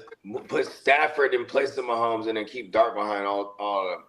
I would even put Stafford in there back. Okay, so you'd move Stafford up to 12. Okay. Yeah. That's fair. I think I'm gonna keep him. Yeah, that's cool. Yeah, I could see where you would want that. But also we do have to factor in Mahomes' injury, the fact that they brought in Ken Walker because he could take away from him down there in the red zone. If you know what I mean. You do have Eric Bieniemy, who every time they had Eric Bieniemy, they had a good run game too. So it's no coincidence when they brought in Ken Walker. So yeah, just all things considered, I do like Stafford. Because I mean, what if he does regress and it's only like 35 this year? Because he has Adams still. You know what I mean? Adams and Puka, if they're healthy, it's an insane duo. That's the duo. That's arguably there's the 3 duos we talked about today, right? So there's the Cowboys duo, the Bengals, duo, and then over here the Rams. The big thing with Stafford is when they get inside the 5, if they willing to try and run the ball in, or if they willing to just keep trying to get all these little short throws for easy little short touchdowns. That really touchdown is fantasy value. Here's the thing: is when you had Adams and you have Puka, it just opens up everything. You know what I mean? So that's why you saw Kyron just waltz in for a few last year. You know what I mean? It happens like that. But you know what I mean? Also, Stafford's a type. You know what I mean? Like, if they're down in these games, you'll see him turn it up in fourth quarters and run up hella shit, points for us. You feel me? Like, he's just one of those guys. Like, it reminds me of like when Tom Brady had Evans and Godwin. You know what I mean? Yeah. Where it's like you're at least expecting 40 tugs or even close to 5,000. You know what I mean? Because that's all Brady was over there, right? Stafford's been kind of outside of the touchdowns, and you know what I mean. And that's usually if their run game is taking it away, like you said, Pops. But I'm not scared of that. I like him to be the back end QB. It's Sean McVay's offense. One thing, though, if their team is as good as people are thinking, they might be playing a lot with late leads where he might not have to throw as much late in the games and stuff. I mean, let's just hope he got those leads off his arm then. You know what I mean? Oh shit! Yeah, Matrix. You better hope that, because if he doesn't have to throw because they have leads, then he gets that late production. Right? Something happened with Spencer, I guess. He went to the Matrix. Well, because the StreamYard's been doing this specific thing, and not just on our StreamYard, everybody's podcast that I've been on too. It's like it'll be like where individuals can't hear certain individuals for some reason. That is weird. I don't understand. Yeah. So then, so it's like different forms of the Matrix. Shit, like Matrix are trying to take over. It never happens to Lee because he's a robot. And it hadn't happened to me. It evidently it likes my computer. It hadn't been messed. If I'm on my phone, my phone geeks out quite a bit. Oh, I won't even. I'm always on my phone because I haven't used my computer since last year Vegas, because then I broke my my microphone cord, and then I just never bought another one since. I should really pop for one because I miss using my laptop and rocking on the mic. You know what I mean? Pause. Y'all don't ever get bogey. You remember you used to get where you'd start getting that static Yeah. I haven't noticed that, but people just get knocked out now. They don't get the static; they just gone. I mean, I still get the static, but it's because like over here, like today's gonna be 91. So like around say I was streaming like anywhere from 5 o'clock to 8 o'clock. That shit is 91 degrees. You know what I mean? So it's just anytime I'm on, it's just frying my phone. And it just and it does that. Here it's that hot every day during the summer. We never ever not at least 90 something. That is true. Where Lee is too. Around I always forget that because I talk to you guys down there in the South. Oh man. Yeah, I'm over here out west. The heat here is relentless. Yeah, and what's the humidity like on average over there? It's pitiful. It's pitiful here. It's like 70%. 70% is a typical day. 90-something, 70% humidity. It's miserable. You just go outside and just sweating already. The only thing it's good. There's only one thing our summer weather is good for, and that's if you got a swimming pool. Other than that, it's not really good, enjoyable to do anything. I mean, is there can you go to the river? Is there lakes? Is there water activities people can do? Oh, yeah, they got a lot of stuff, but it's not real pleasant because it's so you get all sticky and it's just humid. Yeah, no, I feel you. Even at night, you hardly in the night, when it's kind of cools down a little bit. It's usually there's no breeze, and with the high humidity, even if it's 80 degrees, it doesn't feel comfortable. Because of that humidity. It just makes you feel, like you said, that sticky feeling. Right. I mean, people come down here and they're like, man, you live down in South Louisiana, you could take 2 or 3 showers a day. Because you always feeling sticky. Come on. Yeah, God bless the AC. Oh, yeah. God, I can't imagine when people lived here 100 and something years ago and they had no AC. I mean, they're probably just used to it. They're probably, just after a while, they were very thankful for the heat, the summer, right? Because they dreaded the winter time. People died in those winters.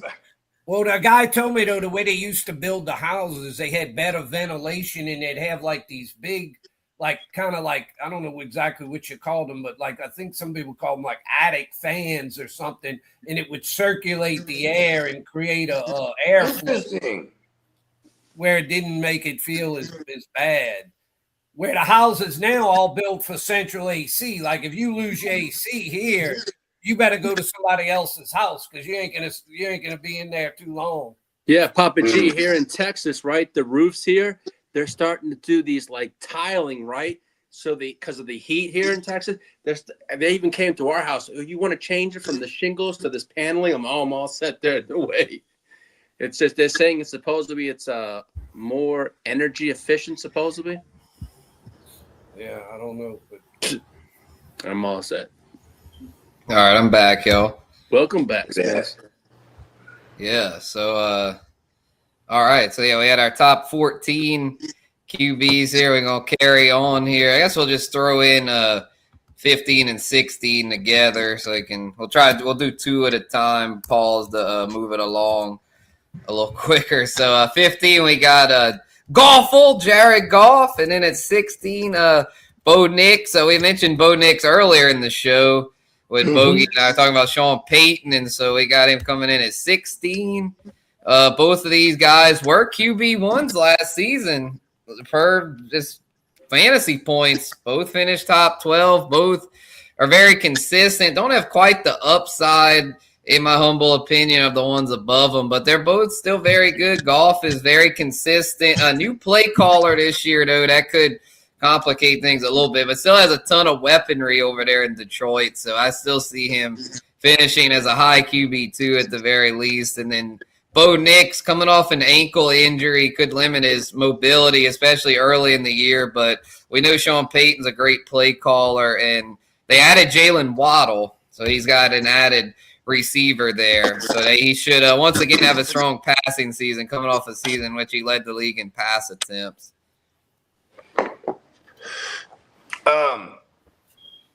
Here's another thing is I don't think that goes away necessarily, in my humble opinion, because like the switch at coordinator is somebody who wants to chuck it. You know, he's coming over from Arizona. We saw him. They were just absolutely chucking the rock.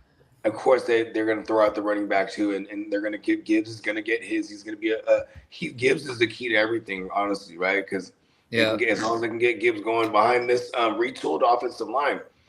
2 years ago, they were like a top 3 line, and in the last 2 years, due to retirements and some players leaving, and then the other sudden retirements, like they had to retool this line real quick and fast. So, you know what I mean? I'm not mad at the Goffle ranking because he's also just really safe.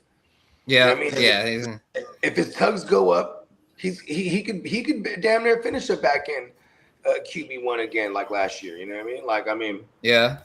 All that weaponry, it could fall into place easily. But imagine how many Gibbs rushing touchdowns are going to pay dividends to hurt Goffle too. You know what I mean? Yeah, it should be at least 20 of them Gibbs rushing tugs. The thing is with Goffle, the past 4 years, 29 or more passing tugs.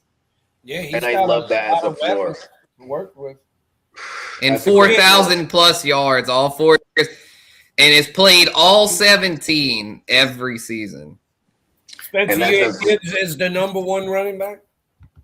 Yeah, I do. I figured.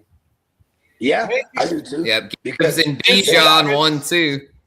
Just to get your quick little thing, because as a little recap, because I don't remember it. Where did you have the 2 guys that kind of were a little bit disappointing because of injuries and just a bad offense?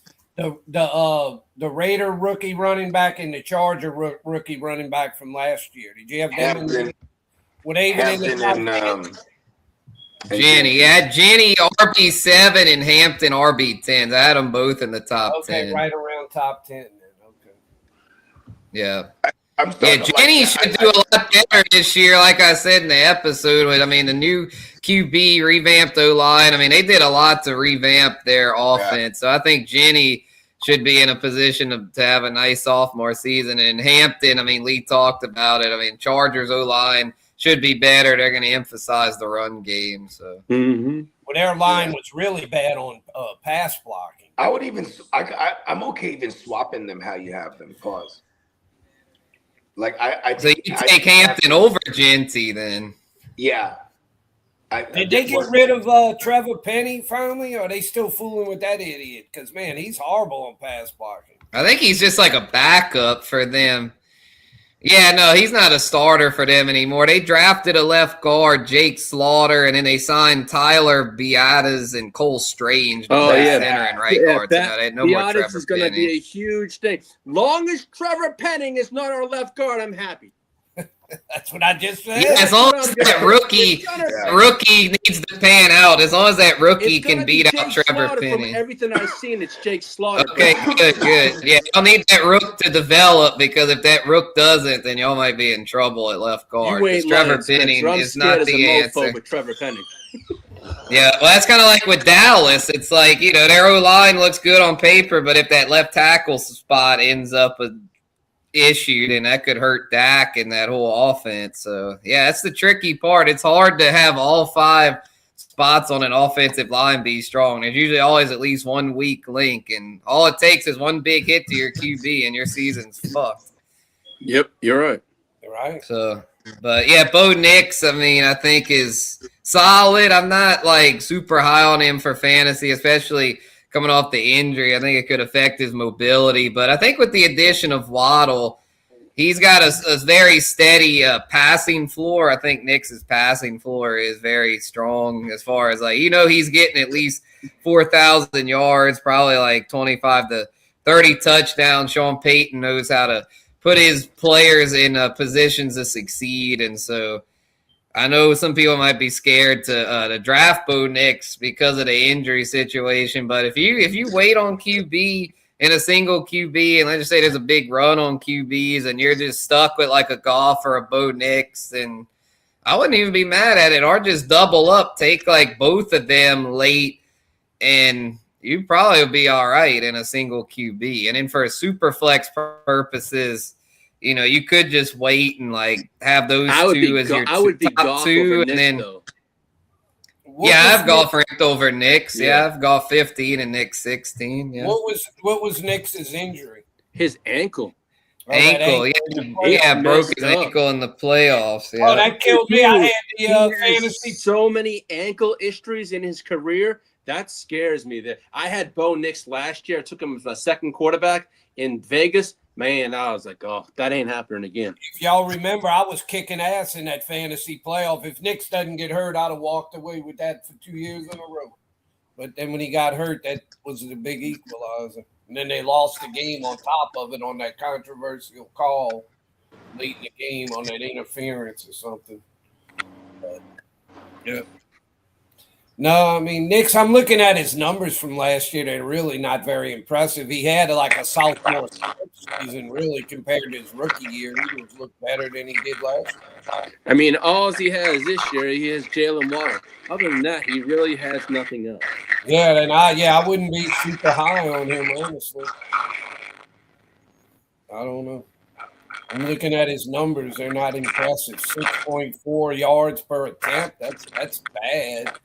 His touchdowns to interception with 25 to 11. His QBR was mediocre. His passer rating was under 90. I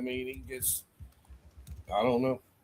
There's nothing that excites me about him when I'm looking at his numbers. And you're telling me he doesn't even have a lot of weapons. So that's Nix? Yeah, he's got added weapons. He's got Waddle. That's about it now. Yeah, they added Waddle, and they've got a lot of other weapons over there. Sutton, Troy Franklin, Pat Bryant. They've got a good receiving core. Marvin Mims, even. We got a lot of guys that might have potential, but they've not really proven it yet. Well, yeah, but last season he was a top 12 QB, and I got him outside the top 12 because of the fact I'm not really feeling him repeating the same volume. I think there'll be a little more of a balanced offense, but I think he's still got enough to where he should still be at least at a mid QB2. Yeah. Yeah, I guess when I look at these quarterback numbers, I'm always comparing them to what I always thought of with Breeze and Manning and stuff, more elite type quarterback numbers. And they don't. I think Tyler Shuck. Yeah, the only ones today. Yeah, no, he could. The only ones today that I'd say are really putting up the truly elite passing numbers would be Joe Burrow, Dak, and Stafford. Like, if Stafford's getting up in age, though, to where, I mean, for this season, to me, where'd you have Goff rated? 15, but Goff's not elite. I mean, Goff's more of a floor play. I mean, he's solid, but he's not putting up elite passing numbers. The only QBs that are putting up elite passing numbers these days are Burrow and Dak. Those are the only two. Year, I'm looking at their numbers from last year. Goff's numbers were better than Dak's. He averaged 7.9 an attempt. He had 34 touchdowns. Dak had 30. He had 8 interceptions. Dak had 10. He had a 105 passer rating. Dak was 99. He had the thing with Dak, the reason I don't like Goff over Dak is because Dak has continuity, same OC. The team is trending up also. Goff, they got a new play caller over there. It's not really trending in the right direction. They're coming off a down season. Right. I'm not doubting that. I'm just saying based on what he did last year, I would have to say Goff had a pretty damn good year. Yeah, he did. I mean, he's pretty underrated in fantasy circles, I got to say. He offers no rushing. Well, Dak doesn't offer much rushing either. But, yeah, Goff is slightly underrated, I guess. Last year, based on the numbers, Goff was the top 5 quarterback last year. He had one of the 5. Well, not for fantasy. He didn't finish top 5 for fantasy. Why not? He had 4,560 yards, 34 touchdowns, and only 8 interceptions. It seems like that would have been a top 5 fantasy quarterback, except no, he didn't quite do it. Stafford did it because he threw for over 40 touchdowns. Unless you're running, you got to have close to 40. Yeah, that's true. Lack of the rushing that kept him from being a top 5 fantasy, because just based on exactly. And I mean, this is fantasy. Right. We're talking here. So that's why I was trying to get it. Yeah, no, I got you. Yeah, I think Dak this year. Maybe I'm a little too high on Dak because Dak doesn't really offer much rushing. Yeah, that's what I'm trying to understand. And why is Dak so much better than Goff? Neither one of them are going to get you to rushing. I mean, I will say this: Dak has good weapons. He's got Pickens and. Well, another thing with Dak, I think Dak could do even better this year is because Dak was missing CD Lamb a good bit last year. Exactly. Oh, with Lamb and the other guy, yeah. And Dak does offer a little bit of rushing. I mean, he had 2 rushing tugs and almost 200 rushing yards. Not that that's anything great, but Goff offers you nothing as a Goff's runner. like Tom Brady. Yeah, Stafford. Him and Stafford, they offer you next to nothing as a runner. And so because of that, I don't have either one in the top 12 because, I mean, pretty much everyone in the top 12 at least offers you a little bit of rushing ability. I see you had Lawrence rated pretty high because Bogey always seemed like he kind of hated Lawrence, like he never liked him. What did he say about Lawrence? I think he's cool with it because of Liam Cohen. I mean, Liam Cohen, wherever he goes, it seems to help the QB. I mean, he worked with Stafford, I believe, in Stafford's first season with the Rams when he did well. And then in Tampa did well with Baker. Baker had a career year under Liam Cohen. And then he left Tampa, and then Baker fell off statistically last year. And guess who ended up taking a big leap forward statistically? Trevor Lawrence. Yeah. Yeah, you see, that's something that a lot of people I'm sure there are people that are really like fantasy analysts, experts that are factoring it in. But like a lot of people, they just look at their numbers from the previous year or two, and they're not factoring in, well, did they have a change in coordinators where their whole offensive philosophy might change? And then that can make a big difference into how effective they're going to be as a fantasy quarterback for this coming year. You know, and a lot of people aren't factoring that in. That's something that if you're really on top of it, you got to be aware of all of that. Bogey. Yeah, exactly. Bogey and Crooked Commish, I saw a comment that they feel like that change in the coordinators is going to help Mahomes a lot. Yeah, that's why even though Mahomes is coming off the injury and stuff, I think it's still worth having him in the top 12. I think by the second half of the season, Mahomes is going to be back to being a top 5 to 10 QB. I just don't see his rushing upside as much as high. That's it. Until next year sometime. I had to mute Papa Guru there. I think he's getting a phone call, but No, I see. yeah, no, Mahomes definitely won't have the rushing, but I mean, I still think as a passer, he's pretty good. Oh, his upper torso, where his Yeah, arm I mean, with is, and his mind, Rashi. that- I that's mean, gonna Rashi is. Hell yeah! But anyway, yeah, Do you we think got. he's gonna see any Let's. I suspension, think Papa Spencer? Goo. Do you think Rashi's going to see any Rashi, suspension? I don't think. Or I do you don't think think they he let that will. 30-day jail cell be his suspension? Yeah, I tell you what, that's another reason why I can't have Mahomes too high. Because if he doesn't have Rashi, he's fucked. Because they don't really have any other good weapons over there. It's going to be interesting. I mean, Kelsey's at an age to where he's not really a number one anymore. He's more just like a solid number two. More ideally, number three. In a perfect world, Worthy will become the number two over there. And then you got that Jalen Royal, right? And that other rookie. Yeah, they got some young guys in Taekwondo Thornton. They extended him. You know, he had a pretty good year last year as a deep threat. And who else? They had another guy that was like a pretty good deep threat. Not Juju. He left. Who was that guy they had? They had somebody else. Not Hollywood. He went to the Eagles. I'm trying to pull it up here, y'all. Give me 1 sec. So it was actually no, I think it was Thornton. And yeah. Jalen Royals is still there. Cyrus Allen is the kid they drafted this year. So anyway, let's move on here to 17 through 20.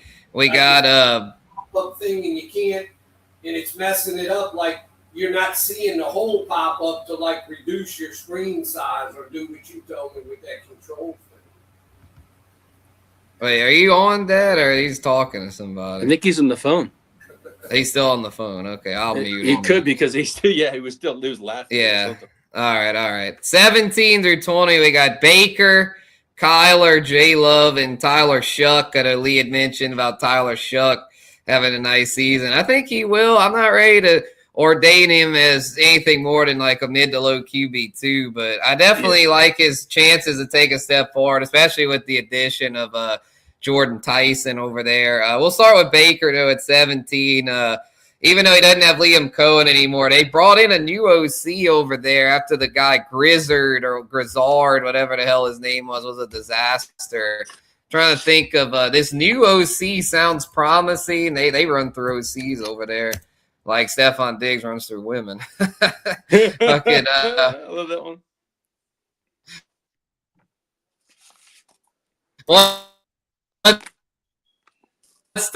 What's the new Bucks OC? Zach Robinson, that's who it is. Zach Robinson, the old Falcons OC. So I don't think he could. That Grizzard guy was not the answer. So thinking that Robinson could end up being a pretty good upgrade there. I don't know if he definitely won't be on Liam Cohen's level, though, which is why I don't have Baker having a big bounce back. Another reason why I'm a little down on Baker is, I mean, you lost Mike Evans. I mean, you lost the OG Mike Evans. I know they still got Godwin, but past couple years for him have not been very good. A lot of injuries. Igbuka should be very solid, though. I like Igbuka. And then Jalen McMillan is back. I think he's a decent number 3 option. But, yeah, no more Mike Evans, though. That's going to hurt to where, Baker, he just doesn't do it for me as a QB1. But as a QB2, I'm cool with that. And then right behind him is Kyler. I think Kyler will do pretty well in Minnesota. It might be a bit of a roller coaster, but the good thing with going to Minnesota is, well, there's 2 things that are positive about this for Kyler. I mean, for one, it's the coaching. I mean, you got Kevin O'Connell as your play caller. I think Kevin O'Connell's a very good play caller. He helped revitalize Sam Darnold's career. Kirk Cousins was good with him. The only one that was bad with him was McCarthy, but I mean, McCarthy let's be real. He was not ready to play. He just didn't develop like they thought, even though they took him in the first. But yeah, Kyler, he's not great. I mean, I'll admit I'm not going out of my way to target Kyler considering how much of a bust he's been in the NFL, but I think for fantasy purposes, if he can stay upright and keep the job there in Minnesota, he'll at the very least be like a floor QB. And anyway, yeah, sorry about that, y'all. But yeah, Kyler, I mean, I think is he is what he is. He's nothing special, but the circumstances are very good for him. Lots of good weapons. So yeah, I got him at 18. And Jordan Love at 19. Jay Love, I think, is in a pretty good spot to be a floor play. He doesn't really have much upside. Packers aren't really a high volume passing attack, but he's got a good coach there in LaFleur. I mean, they do their thing over there. They're usually always like a 10-win team, not really a fantasy dynamo, but I mean, if you're in a super flex, he's a very good QB2. Single QB is not really much on my radar, but for super flex, I think Jordan Love is a very strong QB2. And then Tyler Shuck, we had talked about him. Yeah, I think Tyler Shuck's got a chance to be, as Bogey likes to say, a tier jumper. Got him at 20, but could easily see him finishing above this ranking because last year he really flashed as a passer and even showed a little bit as a runner. Was more so of a passer than a runner. He really flashed a lot, especially in those final few games. He looked like he could really be something special. And they added first-round wide receiver there in Jordan Tyson. So I'm thinking Tyler Shuck will have a top 20 season with potential for more.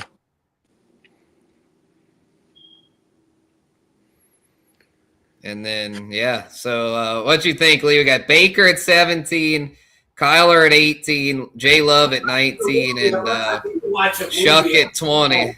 I'm fine with that. I'm fine with that Kyler. I like the Kyler one. That Kyler one's pretty good. Okay. All right, yeah, we'll put a bow on this one, y'all. Shout out to everyone that stuck with us here on the GWN. Hard to start. Neon Peacock and Spencer the Guru, man. Appreciate everyone that's been a part of this ranking series. This is it for the early rankings.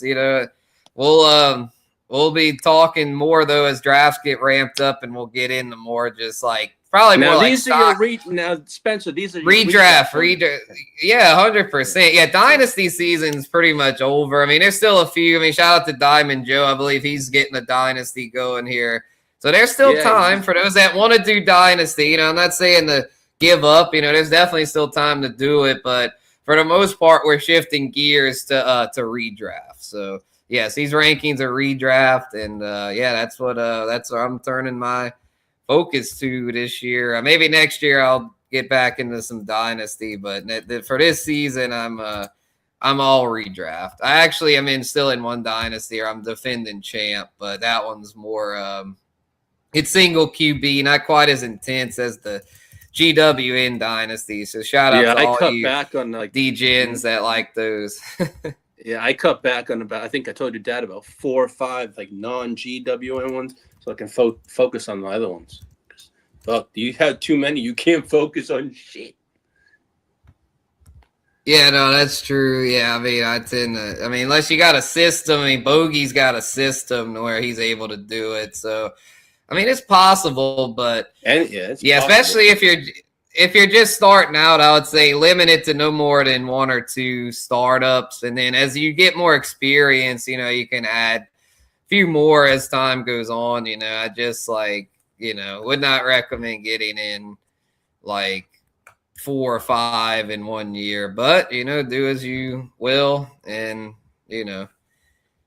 all that. So anyway, we'll cap it off here, Derek. With appreciate you, man. We got 21 through 24. We'll leave it at 24. We might have another episode where we talk about super flex sleepers and all that, but for now we'll just we'll cap it off with our top 24. Coming in at 21, we got CJ Stroud. I think he could bounce back some. Texans. I got some continuity over there. I know Peacock's talked about that, and them having more weapons. Tank Dell returning, so I think Stroud be in a good spot to have an okay season. Don't know if he'll ever get back to what he was as a rookie, but super flex, as long as he's decent, and I can live with it as a QB2. Same goes for Bryce Young.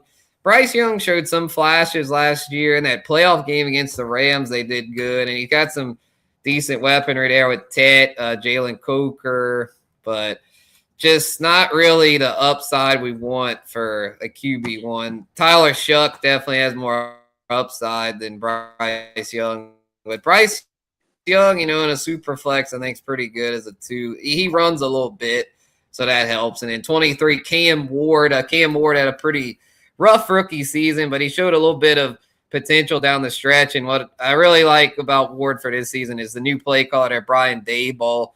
He usually helps out whoever he's calling plays for. Josh Allen did really well under him. Daniel Jones had a breakout season with Daboll, I believe. So I think Cam Ward will be better in year 2. He didn't run a whole lot last year. He can run, though, so hopefully this year they'll let him run a little more. And he's got a lot of added weaponry there with Carnell Tate and Wan'Dale Robinson. So he should definitely be better this year. And then at 24, Sam Darnold, definitely a floor play with Darnold. He's nothing special. And single QB, don't want any part of him. But for super flex, he's one of those kind of guys you need to have on your radar, especially if you wait on your second quarterback. Sam Darnold is definitely one of those ones to watch because he'll give you a solid floor. I mean, he's nothing special for fantasy. He doesn't really run, but as a passer, he's solid. He's got one of the top receivers there in JSN, and Rashid Shaheed's evolving, A.J. Barner, and they've got some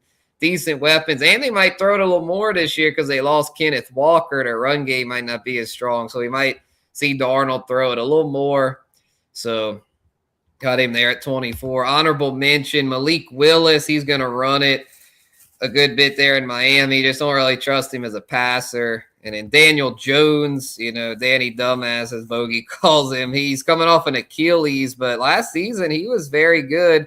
I think his rushing will be affected by that, coming off that injury, but he's still worth mentioning as one of those QB2s to keep an eye on in super flex. And then Jacoby Brissett, the beef brisket, was very good as a passer last year. Should be Arizona's QB1, so he might have some sneaky super flex appeal, as well as Fernando Mendoza. I'm thinking he'll take a little while to get going, but by the second half, I think he could be a starter in super flex leagues.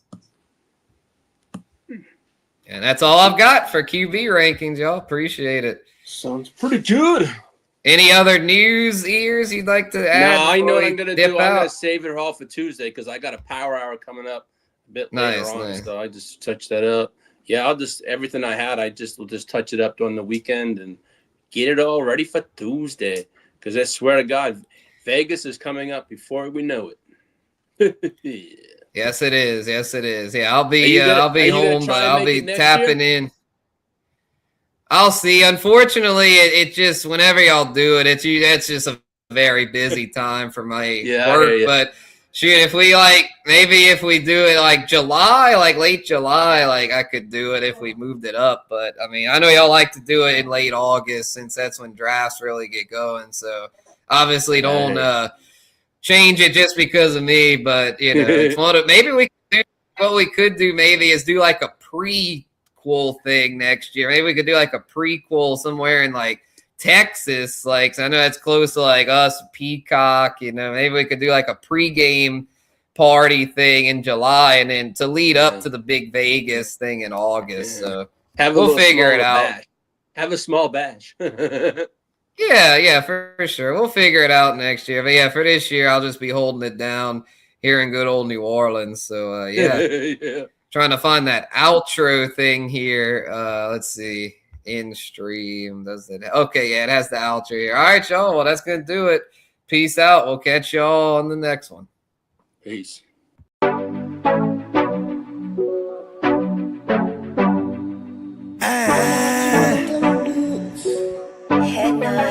Scott! Yeah, let me quarterback this. We came a long way from throwing money in the mattress. I played a long game to get rich. They say the game is a bitch, but the bitch is the baddest. Bodie Scott Flame won't change my name like I'm Cassius. Keep flame cause I'm cautious. I'll burn you to ashes. Double cross the bosses and get hit with the ratchet. Can't fuck with suckers, that shit is contagious. Count 100,000